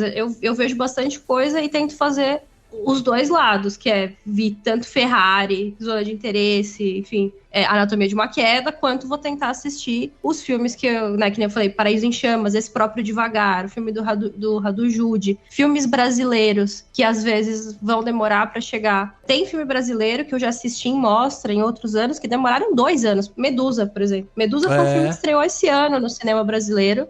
Tá na minha lista, inclusive, porque eu escrevi minha crítica só esse ano, quando veio a cabine. Mas eu assisti ele faz 2 anos na Mostra de São Paulo. Então é a chance de você explorar coisas que você vai demorar ou nem vai ver, que não vai chegar. Então, e também a chance de você ver primeiro um filme que é aclamado, né? Que vai ser falado, que vai ser bem cotado no Oscar. Tem o lado tanto comercial, porque a gente também vive disso, né? Como crítico de cinema, em algum ponto a gente vai precisar de uma audiência ali. E também tem esse lado cinéfilo, que é muito importante, assim, que a gente vai conhecer filmes que vão ser difíceis. I just want you to know one thing. I'm not a monster.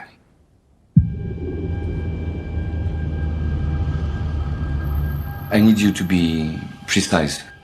Tell me everything. Yes.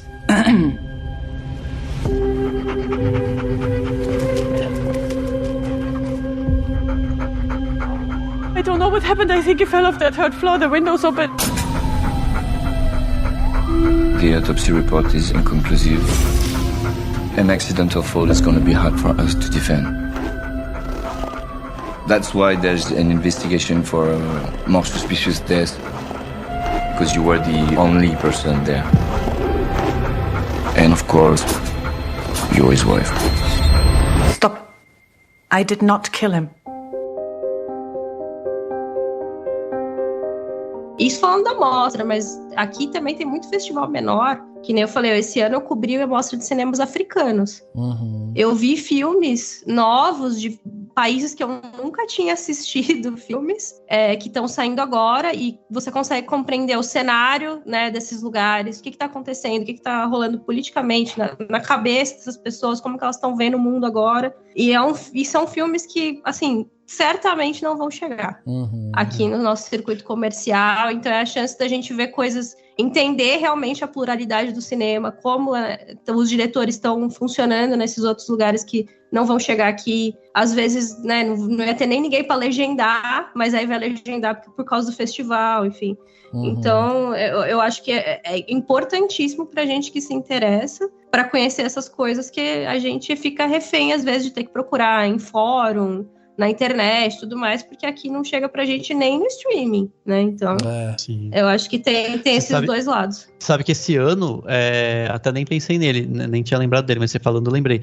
Esse ano estreou comercialmente nos cinemas o filme O Homem Cordial, né? Que é do Iberê Carvalho com o Paulo Miklos. Eu vi esse filme na Mostra de São Paulo em 2019. Pois é. Tipo, estreou o Urubus também esse ano. Eu vi ele na... Estreou...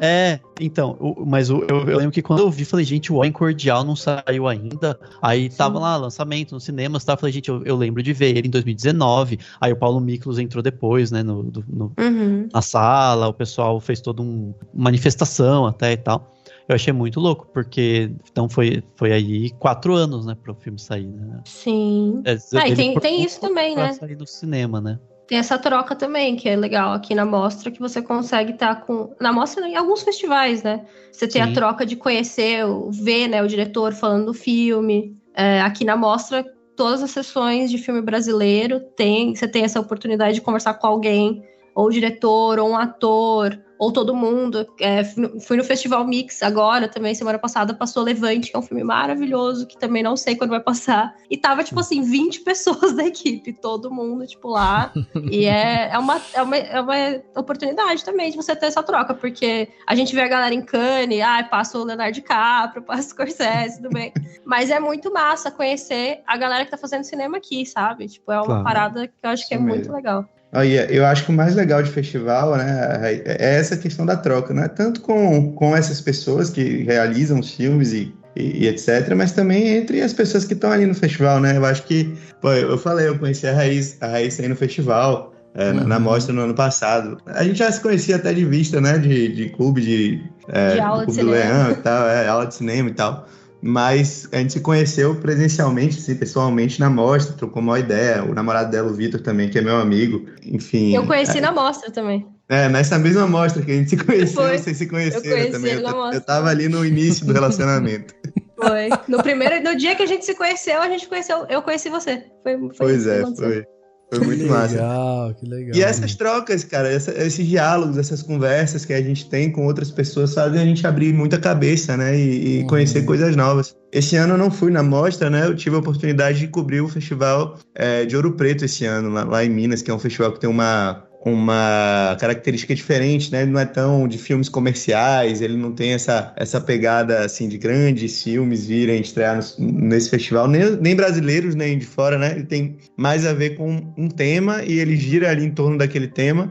Esse ano foi Música Preta no Brasil, né? O tema do festival. E a partir disso, assim, as mostras que rolam dentro da mostra aconteceram. E eu tive a oportunidade de ver filmes também muito legais lá, assim, sobre música brasileira, que é talvez a minha segunda maior paixão, ou junto com o cinema ali em primeiro lugar. Eu também sou músico, né? Escrevo sobre música um pouco.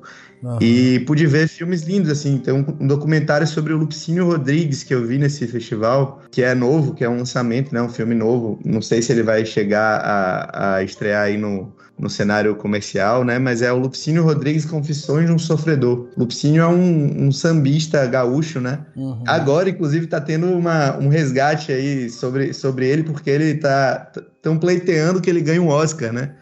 Por causa de uma música dele que foi utilizada num filme americano lá na década de 40, 50, não lembro bem ao certo, e não foi creditada. E o filme ganhou lá o Oscar de melhor música, né, de melhor trilha sonora, e a música, na verdade, era do Lupicínio, que é um gaúcho que chegou lá através dos marinheiros, né, que levavam as músicas, que ouviam e tocavam, reproduziam as músicas, e acabou que essa música dele ganhou um Oscar sem ele ser creditado. Caraca. E aí é um documentário sobre esse cara que é um grande compositor brasileiro, né? E que é muitas vezes negligenciado, né? Por não ser de São Paulo, do Rio. Isso também influencia muito, né? Mas tem músicas, assim, muito representativas, tipo Nervos de Aço, Vingança, enfim... Eu não me lembro exatamente qual foi a música que ganhou o Oscar, mas é uma música conhecida que pouca gente sabe que é dele. Se acaso você chegasse, que até a Elza Soares regravou, né? Se acaso você chegasse no meu chateau e encontrasse aquela mulher que você gostou. Essa música tinha uma versão instrumental dela num filme que concorreu ao Oscar de 1945, chama Dançarina Loura, o filme. Ganhou o Oscar de melhor trilha sonora e era do Lupicínio a música. Enfim, só tive a oportunidade de conhecer essa história porque eu tava lá nesse Isso festival. tá no filme. Tá no filme, conta essa história. Sensacional. E agora a família dele entrou com um processo, tá sendo discutido nesse momento. A academia tá discutindo se dá um Oscar honorário para ele, né? Retroativamente por causa disso. Justamente, eu acho que um dos fatores que levaram aí a isso voltar a ser discutido nesse momento foi o filme, né? É um filme que está circulando em festival. Essa experiência de estar nos festivais proporcionam a gente presentes, assim, pérolas como essas, né? Filme que a gente talvez nunca veria em outro contexto, mas a gente vê nos festivais. Eu também, nesse festival, eu tive a oportunidade de entrevistar o Tony Tornado, que é uma lenda do cinema brasileiro, da música brasileira. O cara que tem 93 anos de idade e tá em atividade, né, fazendo novela, gravando música, fez um show lá espetacular nesse festival. Que demais. Tive a oportunidade de entrevistar o Lô Borges, né, do Clube da Esquina, que lançou também um documentário lá sobre ele no festival, que é o Toda Essa Água, filme muito legal também. E conversei com o Lô Borges. Então, esse tipo de troca com outros críticos, com pessoas interessantes, né, do cinema brasileiro, e o contato com esses filmes que muitas vezes eles não iam estar na nossa vida, né, se não fosse através de festivais, é o que faz essa experiência ser assim maravilhosa. E eu acho que tem um outro aspecto que é o nosso trabalho, né? Que é o trabalho da gente fazer esse papel de curadoria e você entregar para o público esses nomes de filmes que muitas vezes as pessoas não vão ter acesso, porque o grande público não vai ir lá na Mostra de São Paulo, né, se preparar para assistir um monte de filme e tal. Então entra muito desse trabalho do crítico e, enfim, né, dos sites de cinema e tal, que é justamente fazer esse papel de ir lá, assistir, selecionar, falar o que é bom e tal. Então acho que isso também é importante, precisa ser valorizado, porque quando vai uma Raíssa da vida e assiste 36 filmes, ela tá dando sangue pelo público. É difícil, não vou mentir. Mas eu sempre estimulo as pessoas a irem, que seja pra ver, tipo, um filme, assim, sabe? Eu já falei várias vezes, gente, vai pra São Paulo quando estiver tendo a mostra, quem aqui do interior, né, que nem nós somos. Eu falei, vai pra do sábado e ver um filme só, se der, sabe? Já vale a pena. E mesmo que não seja, e a mostra, eu até ia comentar isso, tem muito filme ruinzinho na mostra, vamos combinar, né? Claro. Sabe, se você for ver, tem vários filmes que vão ser meio sim, né? Eu vi um filme marroquino. Eu não vi muitos filmes, vi 5 para 6 filmes na mostra. O Animalia. Eu achei, nossa, me deu um negócio. Depois falei, gente, que filme é esse? Sabe, meio perdido, tal, não sabe pra onde vai. Enfim, e acontece, mas mesmo assim, é um filme marroquino, sabe? Você não vai ver filme marroquino o tempo inteiro no cinema.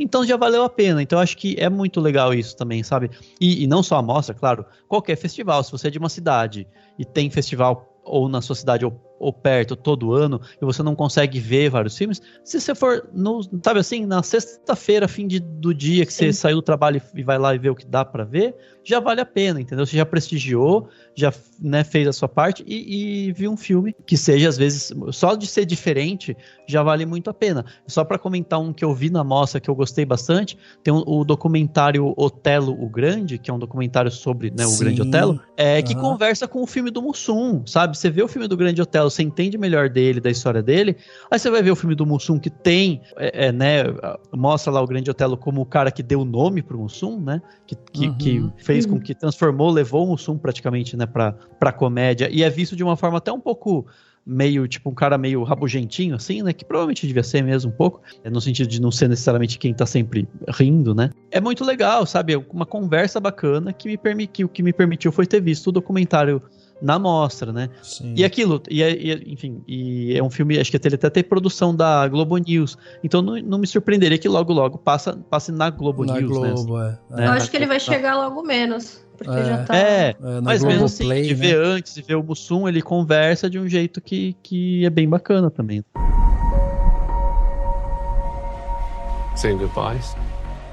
Saying hello. You think your wife can hear you? No. Then why bother? Maybe I'm wrong.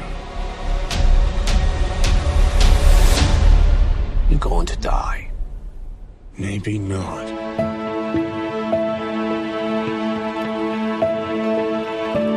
Agora, só pra gente não perder o rastro aqui, né, também desses grandes filmes que chegaram, que tiveram grandes bilheterias e tal, eu queria que vocês mencionassem também desses grandes filmes, de grandes bilheterias e tal, o que foi que vocês assistiram e que vocês gostaram, que foi também o que o público acabou assistindo, porque pra mim, desse nicho, o Homem-Aranha através do Aranhaverso foi pra mim o melhor que eu vi, assim, eu fiquei encantadíssimo com esse filme, toda a parte técnica dele, assim, eu saí impressionado com ele. Mas o John Wick 4 é um negócio absurdo, né? Ele é muito bom também. Gente do céu, quando eu fui ver, eu falei, gente, esse é muito foda, assim, tem umas coisas maravilhosas, assim. Estilisticamente falando, assim, é muito foda. Nas minhas menções seria ele e Missão Impossível, assim, as duas melhores franquias de ação do momento. Uhum. Acho que é isso. Porque eu não sou muito dos filmes de herói, assim. Não sou nada, na verdade. Você falou, eu sou muito. Eu não vejo, não sei. Então, assim. Peço desculpas, mas temos pouco tempo, né? Alguma coisa fica de fora. Mas por que você gostou tanto de Missão Impossível, Raíssa? Eu gosto muito da franquia, assim. É difícil, né? Eu gosto de todos os filmes, assim. Eu falo assim, eu gosto do 2, que ninguém gosta. Eu gosto, entendeu? Eu acho muito bom. Mas, enfim, não sei. Eu gosto muito. Eu acho realmente que é uma das melhores franquias de ação que tem, assim. Eu acho que eu gosto mais até do que o do John Wick. É difícil, não sei, faz tempo, assim, né? Até acho que eu tenho que reler o que eu escrevi, mas é um dos filmes que eu mais gostei, até algum ponto, antes de começar os festivais e tudo mais, ele tava lá no meu topo, assim, foi julho que estreou, não lembro? Até essa época, assim, ele tava lá no topo pra mim, eu achei, assim, um filme fantástico. E John Wick 4 também... foi um dos que eu mais gostei, assim, no ano. Então, eles dois, assim, são os de bilheteria que você falou, assim, são os que eu mais gosto. Eu acho, embora as pessoas falem, franquia, não é nada de novo, não sei o quê, eu acho que ele sempre consegue se reinventar de alguma forma. O Tom Cruise, né, independente do ser humano que ele for, aí ele é um showman e tanto, assim, não tem como. Vende muito bem, faz muito bem... E é isso, assim, acho que pra mim eles dois, assim, de filme de ação que tem agora são os melhores. E além de Homem-Aranha, John Wick, Missão Impossível, tem algum outro, Thiago, que você curtiu dessas grandes bilheterias? Não, tem, assim, não sei se de grandes bilheterias, mas de lançamentos comerciais, assim, tem. Só queria falar assim, rapidinho sobre o Missão Impossível, que também é um dos meus filmes preferidos desse ano, que eu acho que poucos filmes têm a capacidade de fazer a gente sentir tudo que a gente sente com esse filme, né? Porque a ação a ação do Missão Impossível era palpável. A gente não sente que tá vendo uma coisa artificial, né? A gente sente tudo na pele, assim. É um filme que é muito a flor da pele, né? Que deixa a gente tenso, né? Acho que esses filmes que o Tom Cruise tem estreado, acho que o Top Gun no passado também tem um efeito parecido, de fazer o cinema vibrar junto com o filme, né? Então assistir numa sala cheia, as pessoas levantam, sabe? As pessoas ficam tensas. Tem uma cena no Missão Impossível, que é uma sequência toda de que ele tá de cabeça pra baixo, né? Um trem que tá descarrilhou, tá caindo ali, ele meio que precisa escalar esse trem, né? Que você fica em pé, dá vontade acho de... que ele vai morrer, né? Mesmo sabendo que ele não vai morrer. Parece que ele realmente vai morrer, que o Tom Cruise vai morrer ali. Esses filmes, o McQuarrie, né, que é o diretor, e o Tom Cruise, eu acho que o Tom Cruise, nesse caso, a gente pode dizer que é um dos autores do filme também, né?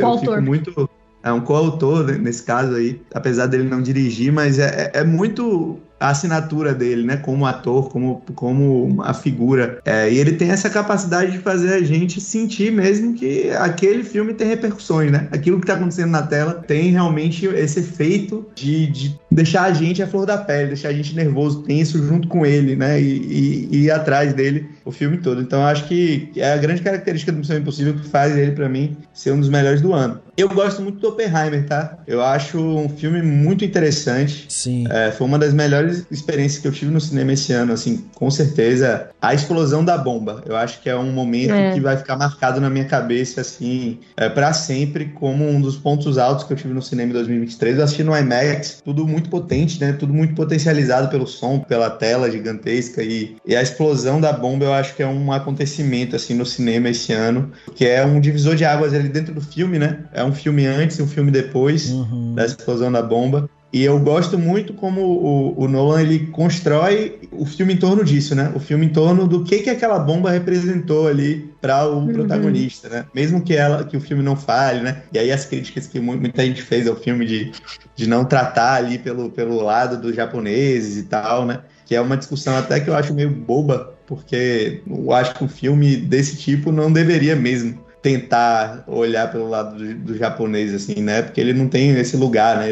Se fosse um filme japonês falando sobre esse assunto, é ok. Mas, pô, um filme de um britânico sendo feito nos Estados Unidos querer oferecer um olhar, assim, né? É um negócio meio bizarro, meio esquizofrênico, assim. E eu acho que o Nolan saiu muito bem analisando mesmo esse personagem, quem é esse cara, o que ele representa, o que ele né? E o que essa bomba representou na vida dele ali e tal. Eu acho um filme muito competente. Eu nem sou fã do Nolan, mas eu gostei muito do Oppenheimer. E eu não posso não citar o Shyamalan, né? Que é um dos meus diretores preferidos. É um cara que eu realmente tenho como uma das grandes referências de cinema contemporâneo, né? Sem exagero, assim. Quem leu meu artigo lá no Cinemação, até fica o jabá aí, ó. Vai ler meu artigo no Cinemação, que eu falo muito sobre o Shyamalan e sobre o Nolan. Né? Eu contraponho muito os dois, né? O que os dois representam pro cinema contemporâneo, pro cinema comercial contemporâneo. E aí o Shyamalan lançou o Batem a Porta esse ano, né? Que foi o filme que foi lá no comecinho do ano. E que eu achei muito bom também. Shyamalan tem um controle assim, narrativo muito, muito interessante. A câmera dele é muito expressiva, né? E os filmes dele sempre falam sobre esse aspecto da fé, né? Esse aspecto meio metafísico, essa dimensão meio metafísica. E esse filme tem essa discussão também de uma maneira muito interessante, contextualizada com o tempo que a gente está vivendo, né? Até com essa ideia aí que eu falei de a gente estar vivendo uma coisa meio apocalíptica, né? Um tempo meio apocalíptico. E aí o Shyamalan, ele traz tudo para esse filme, brinca com essa ideia e assim, eu acho que talvez dos últimos filmes do Shyamalan foi o mais visto, assim, né? E o mais celebrado. As pessoas, em geral, gostaram do filme, né?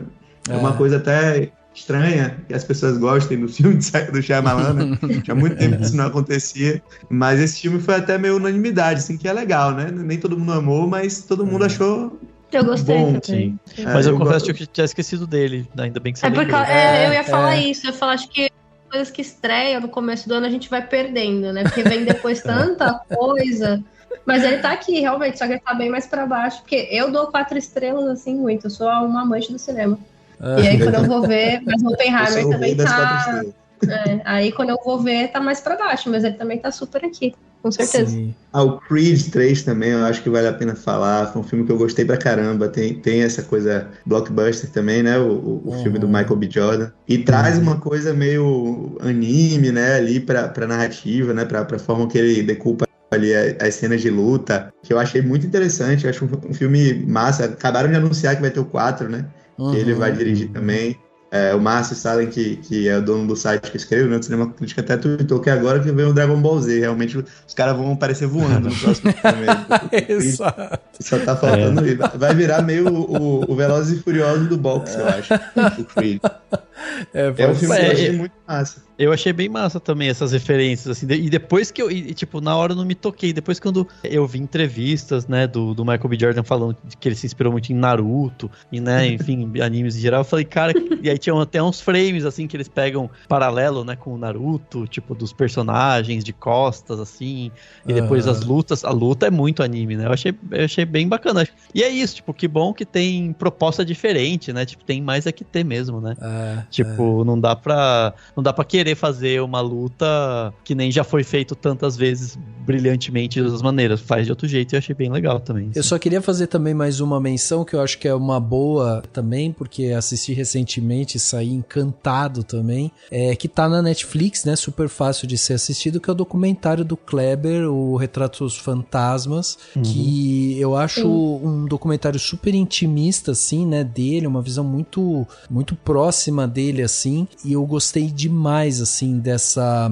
conexão, né, que ele faz dele próprio, assim, mas conhecendo um pouco mais dessa história, né, do centro da cidade, contada a partir, né, das salas de cinema e tal. Eu acho eu que sou, assim, eu sou apaixonado por documentário, adorei demais Retratos Fantasmas. Tem um que também tá na Netflix, que é da leva, né, de temporada do ano passado, de festivais do ano passado, e que estreou comercialmente no comecinho do ano, se eu não me engano, e que é um filme brasileiro muito bom também. Enfim, eu ia citar ele até quando vocês estavam falando do Mato Seco em Chamas, que é o Noites Alienígenas, né? Tá na Netflix e é um filme muito interessante, muito bonito, muito bom. Eu lembro que quando eu vi, eu não consegui deixar de refletir sobre... Tem várias questões para se refletir a respeito dele, mas a minha reflexão foi muito no sentido dele ser um filme acreano em sua essência, né? E ele, claro, não é... Tem gente falando que ele foi o primeiro filme do Acre. Não necessariamente o primeiro filme do Acre, né? Fizeram outros. Mas o primeiro grande filme, o primeiro filme com estreia comercial significativa, acredito que sim. E é isso, assim, é um filme bem interessante, uma história bacana, assim, mas o mais legal, o que eu mais gostei dele é da simbologia, sabe? Do como ele tá lá estabelecendo, né, quase que um tratado sobre o estado do Acre, ou alguma coisa assim, falando do estado de uma forma geral, pelo menos foi o viés que eu vi, assim, que eu achei bem interessante. Acho que vale a pena pra quem não viu e tá facinho também, né, assim. Quem dera Mato Seco em Chamas também tivesse na Netflix, né? Nessa leva da Netflix eu queria dar uma indicação, fazer uma indicação também que é diferente, é desse ano também, é um filme que eu gostei muito, que é um filme indiano. Eu gosto do cinema indiano, assim, do cinemão indiano mesmo, do blockbuster indiano, eu acho incrível. Tem um filme que chama Temerário, que tá na Netflix também, que é um filme indiano de ação, que é um negócio de louco, que os filmes indianos, eles pegam os gêneros americanos, eles potencializam aquilo ali, as últimas consequências, né? E não estão nem aí pra verossimilhança, pra se aquilo ali vai fazer sentido na cabeça do espectador ocidental, não. Personagens praticamente voam, são super-heróis. São filmes de herói, realmente, mas dentro desse contexto mais realista e criativos, assim, na decupagem, aí do nada começa a cantar e a dançar, então é muito interessante pra quem curte esse cinema. Tem um aspecto fantástico, né? Acho que é o grande tema, assim, no qual eu me debruço quando eu penso em cinema, é essa ideia da fantasia no cinema contemporâneo, de como ela vem se perdendo, e o cinema indiano vai na contramão, assim, do cinema americano, né? Porque ele tá cagando pra qualquer verossimilhança e assim, são grandes orçamentos, são grandes bilheterias, inclusive lá, locais, né? Bollywood e tudo que tá em volta ali, são alguns centros ali de produção cinematográfica dentro da Índia, e eles são filmes gigantescos, de orçamento gigantesco, de bilheteria gigantesca, mas não chegam aqui, e a Netflix aí, vez ou outra, traz um pra gente, né? No passado, o RRR foi um fenômeno. Eu acho que esse Temerário, né, que tá lá, vocês conseguem assistir também fácil, é um filme que pode agradar, assim, quem curtiu o RRR, né, quem gosta desse cinemão indiano, que é muito interessante. Posso puxar só um que eu preciso indicar, Rafa? Pode. Que também é da leva Netflix. Ele chegou na Netflix, né? Enfim, eu acho que ele passou um pouco despercebido por muita gente, mas algumas pessoas pipocaram, assim, que é uma animação chamada Nimona. Que é sim. A Chloe Grace Moritz, que faz a personagem, tem o Riz Ahmed, né, que faz o outro personagem principal. Nossa, é uma proposta super legal, assim, a animação é muito boa, a proposta do filme, a história, você vê que é um filme que, assim, grandes estúdios, a Disney jamais faria um filme desses, com referências de personagens, né, LGBT também, assim, de uma forma geral. E, nossa, é muito surpreendente, assim, de uma altíssima qualidade, que eu até também lembro de ler na época que foi também, tipo, um desses filmes que, assim, o roteiro passou por grandes estúdios e ninguém quis muito, justamente porque ele é meio, né, assim, incomoda muito os mais conservadores, né? Mas é muito bacana, assim, a história do filme, assim, sei lá, acho que vale muito a pena ver, quem quiser. E eu ia citar, apesar de não ser um filme, uma das maiores coisas do audiovisual brasileiro desse ano, que foi o Cangaço Novo, né? Ah, sim, Né? Tipo, é óbvio, foi uma série que a gente espera até que tenha segunda temporada, mas que foi um negócio que acho que tem que ser citado, porque é maravilhoso demais o Cangaço Novo.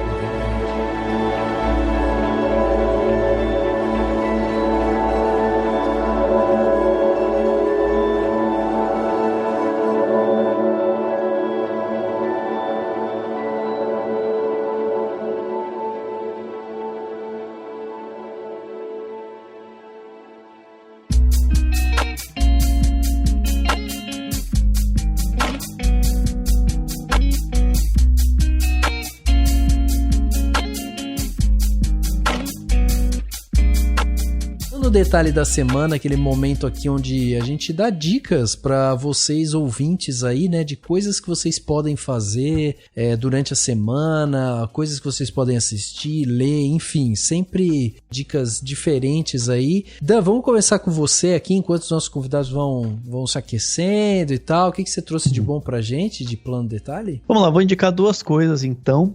Uma sériezinha e um livro. Eu até escrevi um artigo recentemente no Cinemação, né, da série que tirou de vez o meu FOMO, né? Porque apesar de eu ter comentado os filmes, eu não vi tantas coisas e esse ano, finalmente, eu não fiquei tão preocupado em ver, sabe? Tipo, o que não deu pra ver, não deu pra ver, sabe? Assim, o que não deu pra acompanhar, tá tudo certo, né? Vamos, né? Enfim, a gente não precisa ficar desesperado. E aí teve uma série que eu ia ver uma série nova, acho que é aquela Corpus, que eu ainda não vi e tal. Eu falei, quer saber? Eu vou ver essa outra aqui, que é uma série australiana, de uns anos atrás já, que se chama Please Like Me, que tá na Netflix. Ela não é original Netflix, é uma série australiana lançada na TV australiana. Uma série de comédia, são basicamente comediantes australianos que fizeram, sabe, assim, tipo, eu até pensei assim, não é muito diferente daquelas séries que o Porchat fez, sabe, assim, é um comediante que você vê que tá fazendo a si mesmo, você vê que ele não tá, tipo, atuando tanto, ele é ele mesmo, né, lá. Tem até a Anna Gadsby, né, que ficou famosa. Isso, e acho que essa série é de antes dela fazer aquele especial, né, na Netflix, tal, de stand-up, e é uma série que fala muito de saúde mental, sabe, os personagens tem a mãe do protagonista e a Hannah Gadsby, né, e outros personagens que ficam numa casa de... Eles falam, né, que é manicômio, eu falo, não pode falar manicômio e tal. Não é manicômio, mas outro termo, assim, mais, né, não muito certo. E eles brincam com isso até. A série é toda isso, tipo, todo aquele humor meio irônico, sabe, meio britânico até. Acho que os australianos devem ser mais parecidos com eles, com os britânicos. São episódios super curtinhos, de 25 minutos. São 6 temporadas. A primeira e a última tem até um pouco menos de episódios, então, né, as outras têm 10, acho.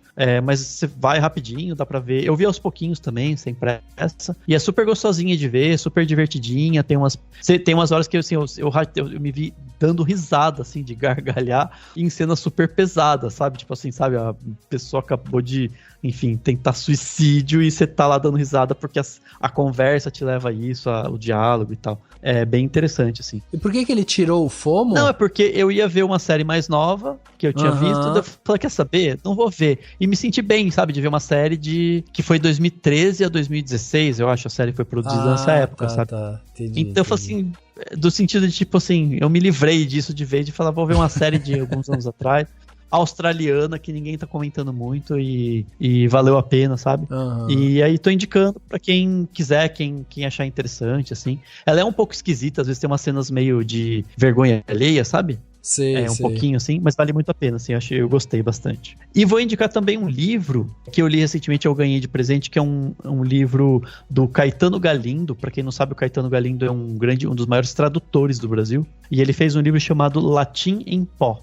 E o livro Latim em Pó, ele é super fácil de ler, super, super fluido, assim, super nada técnico. Ele vai destrinchando aos poucos elementos da língua portuguesa. Então ele vai explicando pra gente, sabe, desde de onde surgiram algumas palavras. E ele fala muito dessa coisa do latim, que a gente fica falando, né, o português é uma das línguas latinas, que vem do latim e tal. Mas ele fala no começo muito assim sobre, não é só, o latim mesmo é uma língua que mudou muito ao longo de muitos anos. Então a grande questão das línguas, tipo o francês, o italiano e tal, é de qual latim chegou naquela região, né? De qual latim influenciou a língua portuguesa, né? E aí ele fala muito disso, fala de nuances, fala de detalhes, das influências árabes, né? na língua é uma coisa muito interessante, tipo, a palavra bárbaro, que era usada, que foi criada pelos romanos para se referir a todo mundo que não era romano, né, é a mesma que originou a palavra berbere, que é usada para se referir aos muçulmanos do norte da África. E o significado é o mesmo, né, é o barbarde no sentido de não saber falar, então é do tipo,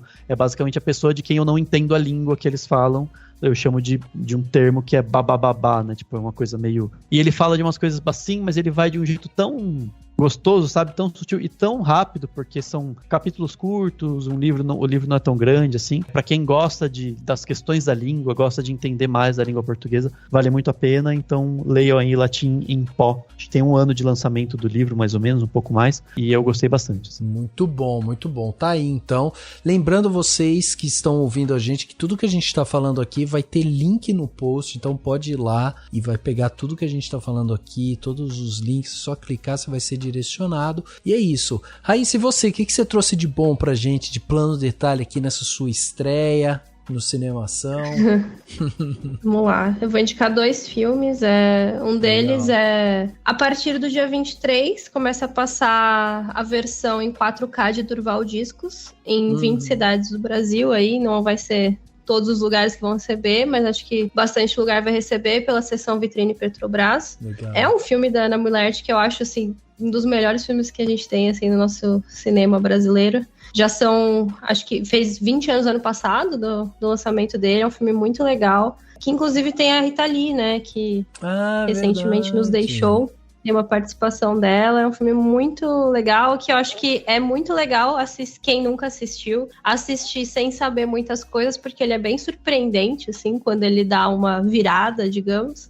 E pra quem já assistiu, acho que dificilmente teve a oportunidade de ver no cinema, assim como eu não tive a oportunidade de ver no cinema ainda. Então é uma chance única de assistir ele numa versão restaurada. Aqui em São Paulo eu sei que vai ter pré-estreia essa semana, a Ana Mulher vai estar. Quem tiver a chance, acho que é muito legal, mas ele vai passar por um tempo, né? Vai ficar em cartaz, a sessão Vitrine vai ter um filme por mês que vai passar, depois vão passar outros filmes inéditos, inclusive vai passar Sem Coração em fevereiro, que é um filme bem legal que eu vi na mostra também. Mas a dica é o Durval Discos, assim, que é um filme maravilhoso, tem uma relação muito legal com a cidade de São Paulo, inclusive, uma sequência de abertura, assim, muito interessante em questão de cinema. Eu acho que quanto menos souber, quem não assistiu, vale muito a pena ir limpo, assim, porque ele é bem surpreendente. Quando eu assisti a primeira vez, eu fiquei impressionadíssima, assim, um dos melhores filmes que a gente tem mesmo. Demais, demais. E a outra dica é pra ver em casa, que é mais fácil, que no Globoplay chegou não sei quando, acho que recentemente, O Marinheiro das Montanhas, do Karim Ainu, que passou na Mostra de São Paulo ano passado e estreou no cinema esse ano, aqui no Brasil. É um dos meus filmes também brasileiros favoritos que lançaram esse ano. Lindíssimo, uma viagem dele pra Argélia, pra reconectar com as raízes dele, né? A mãe dele é brasileira e o pai dele de lá, a mãe dele já falecida. Ele vai meio que conversando com ela, assim, é bem íntimo, assim. Ele vai meio que filmando sem saber o que vai dar e meio que como se ele estivesse conversando com a mãe dele, assim, é muito bonito, pra visitar o lugar da onde veio a família do pai dele, conhecer os vizinhos. É um lugar bem pequenininho, assim, uma cidade bem remota. E ele fala, aqui todo mundo conhece meu nome, né? Aqui todo mundo entende o meu nome, aqui no Brasil, lá, né? Da onde que ele ele não era conhecido e tudo mais. Então tem toda uma jornada de pertencimento, assim, é um filme, é um documentário, né? Um filme muito bonito, assim, que eu acho que vale muito a pena. Ele tá meio tímido lá no Globoplay, acho que ninguém tinha visto. Eu descobri recentemente porque eu fiz um top 10 desse ano até agora do cinema brasileiro. E muita gente veio perguntar onde assistir e tal, e eu descobri que ele tá lá escondidinho. E, pô, é um filme maravilhoso que também passou rapidíssimo, ficou em cartaz, assim, em quase lugar nenhum. E vale a pena demais conferir. 2 joias aí do nosso cinema. Caraca, adorei. Vejam filmes brasileiros. É isso aí, tá dito. Tá dito. Nossa, adorei suas dicas. E eu adoro o título Marinheiro das Montanhas. Eu acho sensacional esse título. Tem uma trilha sonora fantástica esse filme, nossa, é um filme assim que me marcou muito esse ano, acho que eu não consegui ver na mostra no passado, fiquei super triste, porque, né, muito filme, e quando eu vi esse ano, assim, tô até hoje apaixonada por ele, então eu recomendo demais aí todo mundo. Muito bom, muito bom. Tiagão, e você, o que você trouxe de bom pra gente aí? Mais dicas de filmes, o que veio aí de bom? Vamos lá, vou indicar uma série também e um livro que eu li recentemente. Não é nada muito diferente, não, mas a série que eu tenho assistido, assim, que tem me divertido muito, talvez vocês já tenham ouvido falar, que é uma que tá no Prime Video, a Jury Duty, que é na mira do júri, em português. Que é a série dos mesmos produtores do The Office, né? Que traz ali um julgamento, né? Um júri que tá participando ali de um julgamento nos Estados Unidos, e todo mundo é ator e sabe, né, que aquilo ali é uma encenação, menos um cara, né? E esse cara acha que ele realmente tá num júri de verdade, e aí funciona meio que como um The Office, só que o cara ali não sabe que ele tá no meio do The Office, né? Então é bem bizarro e muito engraçado. Tô me divertindo muito assistindo, é leve, tem 20 minutos dos episódios, assim, meia hora, então você assiste muito facilmente e realmente é muito divertido. E o livro que eu li recentemente, que eu refleti muito sobre cinema, é um livro antigo, um livro que tem uma adaptação muito famosa pro cinema, que é O Bebê de Rosemary, né? Que é do Polanski, a adaptação, mas o livro é do Ira Levin, o nome do autor. Muita gente conhece o filme, mas talvez nem tanta gente assim tenha lido o livro, baseou o filme, e é um livro que já traz, assim, na narrativa, muito, muito cinema. Faz todo sentido que ele tenha sido adaptado, assim, um ano depois que ele foi escrito, porque ele fala muito sobre cinema, tem muito a ver, e é um livro que eu achei muito atual, né? Um livro de terror, mas muito bom mesmo, fluido de ler, fácil. Quem tá acostumado a ler aí livro infanto-juvenil, esse tipo de coisa e tal, vai ler tranquilamente também, e ao mesmo tempo muito profundo nas discussões que ele traz, e quem curte cinema vai ver uma camada ali ainda mais interessante, porque o livro tem todo esse cenário meio... Até são dicas que tem a ver umas com as outras, assim, né? Porque o livro também tem essa coisa meio de todo mundo em volta da personagem principal, né? Que é a Rosemary, tá meio que fingindo, né? E ela tá no meio de uma farsa sem ela saber. Então, isso tem a ver muito com o cinema. E foi um livro que, assim, eu já vi o filme há muito tempo atrás, e é um filme que é um clássico do terror e tal, mas nunca tinha lido o livro, foi uma experiência muito legal. Muito bom. Caraca, vocês vieram com ótimos planos de detalhes aqui. Olha só que sensacional. Pra fechar aqui, eu vou trazer um só, porque, né, vocês já nos deram muitos planos bons, então eu vou trazer um aqui que é pra quem quiser se aprofundar mais nessa questão de números e tal, que eu trouxe aqui, né, durante o podcast, que é justamente o OCA, né, que é o Observatório Brasileiro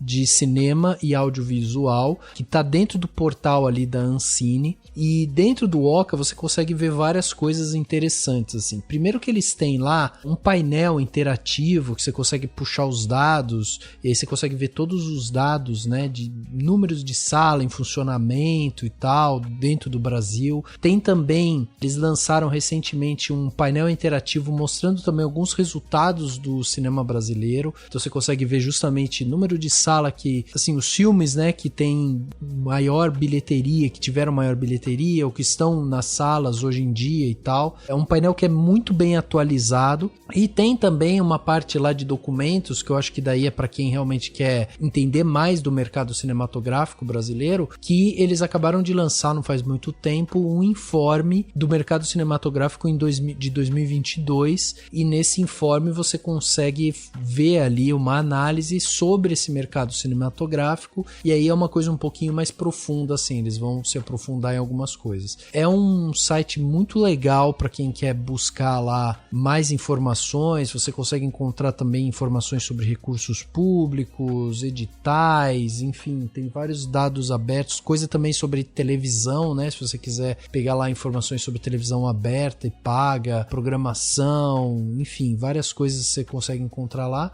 e eu acho que é um dos locais visuais mais fiéis assim que a gente tem, inclusive porque como é um painel interativo, alguns dos dados aqui, por exemplo, quando você entra na parte de visão geral, você vai ver lá que eles atualizaram até agora, no dia 31 de agosto, eles tinham feito a atualização, quando termina o mês eles vão atualizar de novo. Mas quando você vai para a parte de tipo ranking de filmes, por exemplo, né, que você vai lá ver, nossa, é de agora, assim, a última atualização foi do dia 15 de novembro. Então você consegue ver tipo o que tá acontecendo agora, os filmes que estão na sala agora, em quantas sessões, quanto que já foi de público, é quase que uma coisa em tempo real, assim. Então é interessante justamente pra gente ter, né, de uma forma mais palpável como o cinema brasileiro tá se desenvolvendo, e além disso você consegue também usar lá os filtros, né, então você consegue ir lá e colocar, quero ver os filmes que estão rolando no estado tal, ou o filme tal, onde que ele tá passando, ou em quantas salas ele esteve e tal. Então isso tudo é muito interessante para justamente a gente se aprofundar nessa questão do mercado nacional. E é essa a minha dica, o OCA, Observatório Brasileiro do Cinema e do Audiovisual. Fica essa dica aí para quem quiser acompanhar mais sobre isso.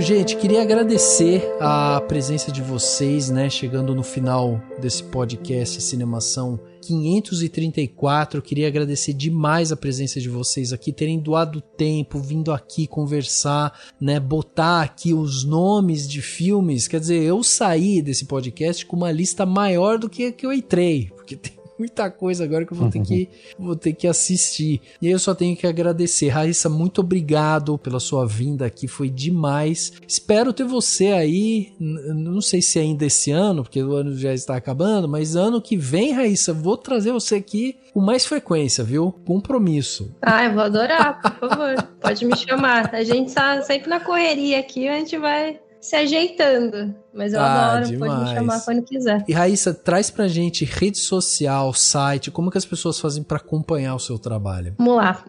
No Twitter, acho que eu falo de quase tudo que eu tô assistindo sempre lá, é Raíssa LFE. Em todas as redes sociais é @Raíssa LFE, mas o Twitter é o lugar onde eu mais falo ali sobre cinema, tudo que tá saindo, tudo que eu tô vendo. Mostras, festivais que eu tô cobrindo, tô sempre postando tudo que eu vejo. Eu sou editora, né, da Singular, então eu escrevo a maioria dos meus textos, a maioria das minhas críticas para lá, na revista Singular, e eu também escrevo críticas para filmes e filmes, todos os links dá para achar também no meu Twitter fácil, no Instagram, Letterboxd, tudo é Raíssa LFE. E muito obrigada pelo convite, um prazer participar com vocês, e estamos aí quando quiser de novo. Valeu, muito obrigado. Tiagão, também, viu? Convite também estendido a você, espero ter você aqui mais vezes, também adorei sua participação, e deixa aqui também seus canais, como que as pessoas fazem para acompanhar. Eu sei que no Instagram também você tá bem ativo, né, em divulgar suas críticas e tal, então passa aí também redes sociais, sites. Bom, agradecer aí mais uma vez o convite, né, Daniel e Rafael aí. Tô à disposição, animado aí, qualquer coisa que vocês queiram, que vocês precisem, qualquer tema. Tô à disposição para vir aqui conversar, tá? Raíssa, sempre bom encontrar você, amiga. Assim, acho que é a primeira vez que a gente grava um podcast junto. Eu acho que sim, né? Pois é, a gente é amigo aí na vida real, mas Tá vendo? Agora oficial agora para as internets. Fiquei super feliz. E não sabia, né, que ia estar aqui. É verdade. Pois é. Saudade. Vamos marcar outra cerveja aí assim que der.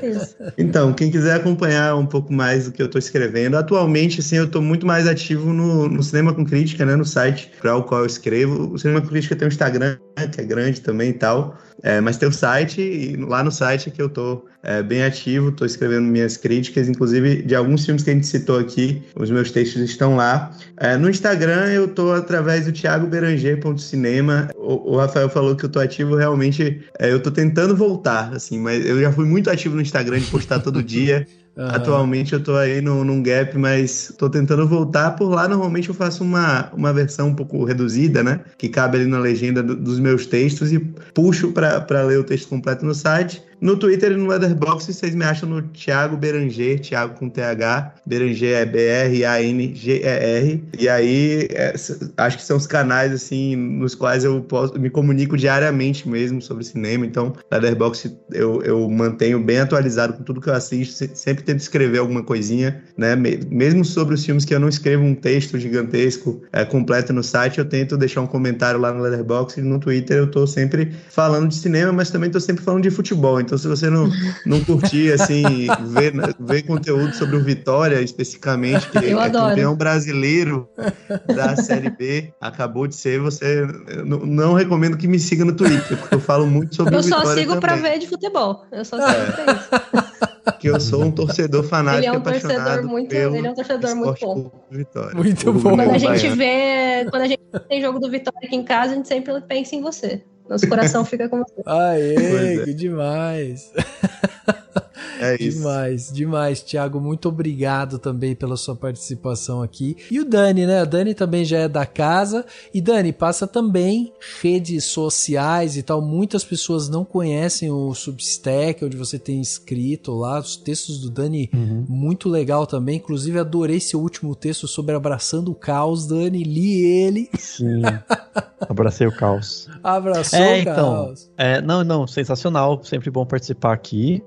Pode me chamar sempre que quiser. E é isso, assim, eu vou citar, tem o Twitter, que não é mais Twitter, e a gente chama de Twitter, que eu também, nem tô postando tanto, mas volta e meia coloco umas coisas aí de reclamações da vida até divulgações, né, das coisas do Cinemação. Então, é o @DanielCuri, né? A gente não tem necessidade de divulgar outras redes, assim, mais o Twitter. E aí tem no Substack, né, que é danielcuri.substack.com, né, você pode acompanhar como se fosse um blog, mas obviamente hoje em dia ninguém mais entra em blog, mas ele é isso, né, ele é a newsletter que você assina, recebe no seu e-mail. Eu tento escrever com a maior frequência possível, mas ainda não tô naquela coisa de textos toda semana, e ele ainda não tem nada pago, tá tudo de graça, os textos é só você entrar e ler. Então eu tenho desde coisas meio do tipo blogs mesmo, artigos meio crônicas, assim, e tal, mas já tem texto fictício, que é uma coisa que eu quero manter. Quero produzir alguns conteúdos um pouco mais elaborados, digamos assim.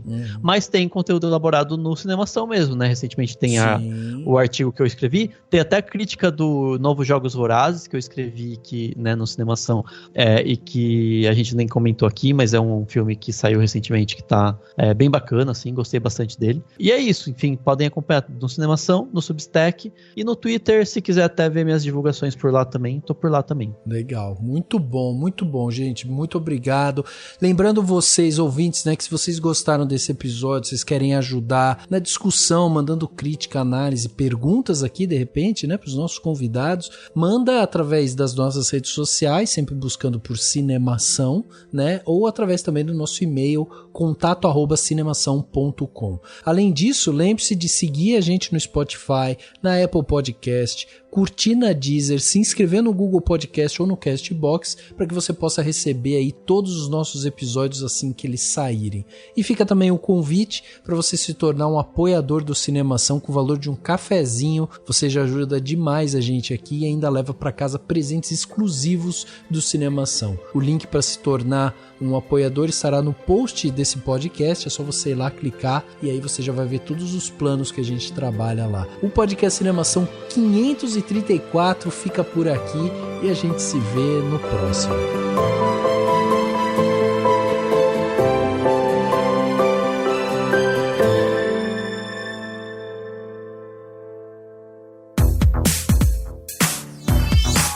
Esse podcast foi editado pela Isso Aí Design. Tudo isso é forma com função. É design estratégico. É isso aí.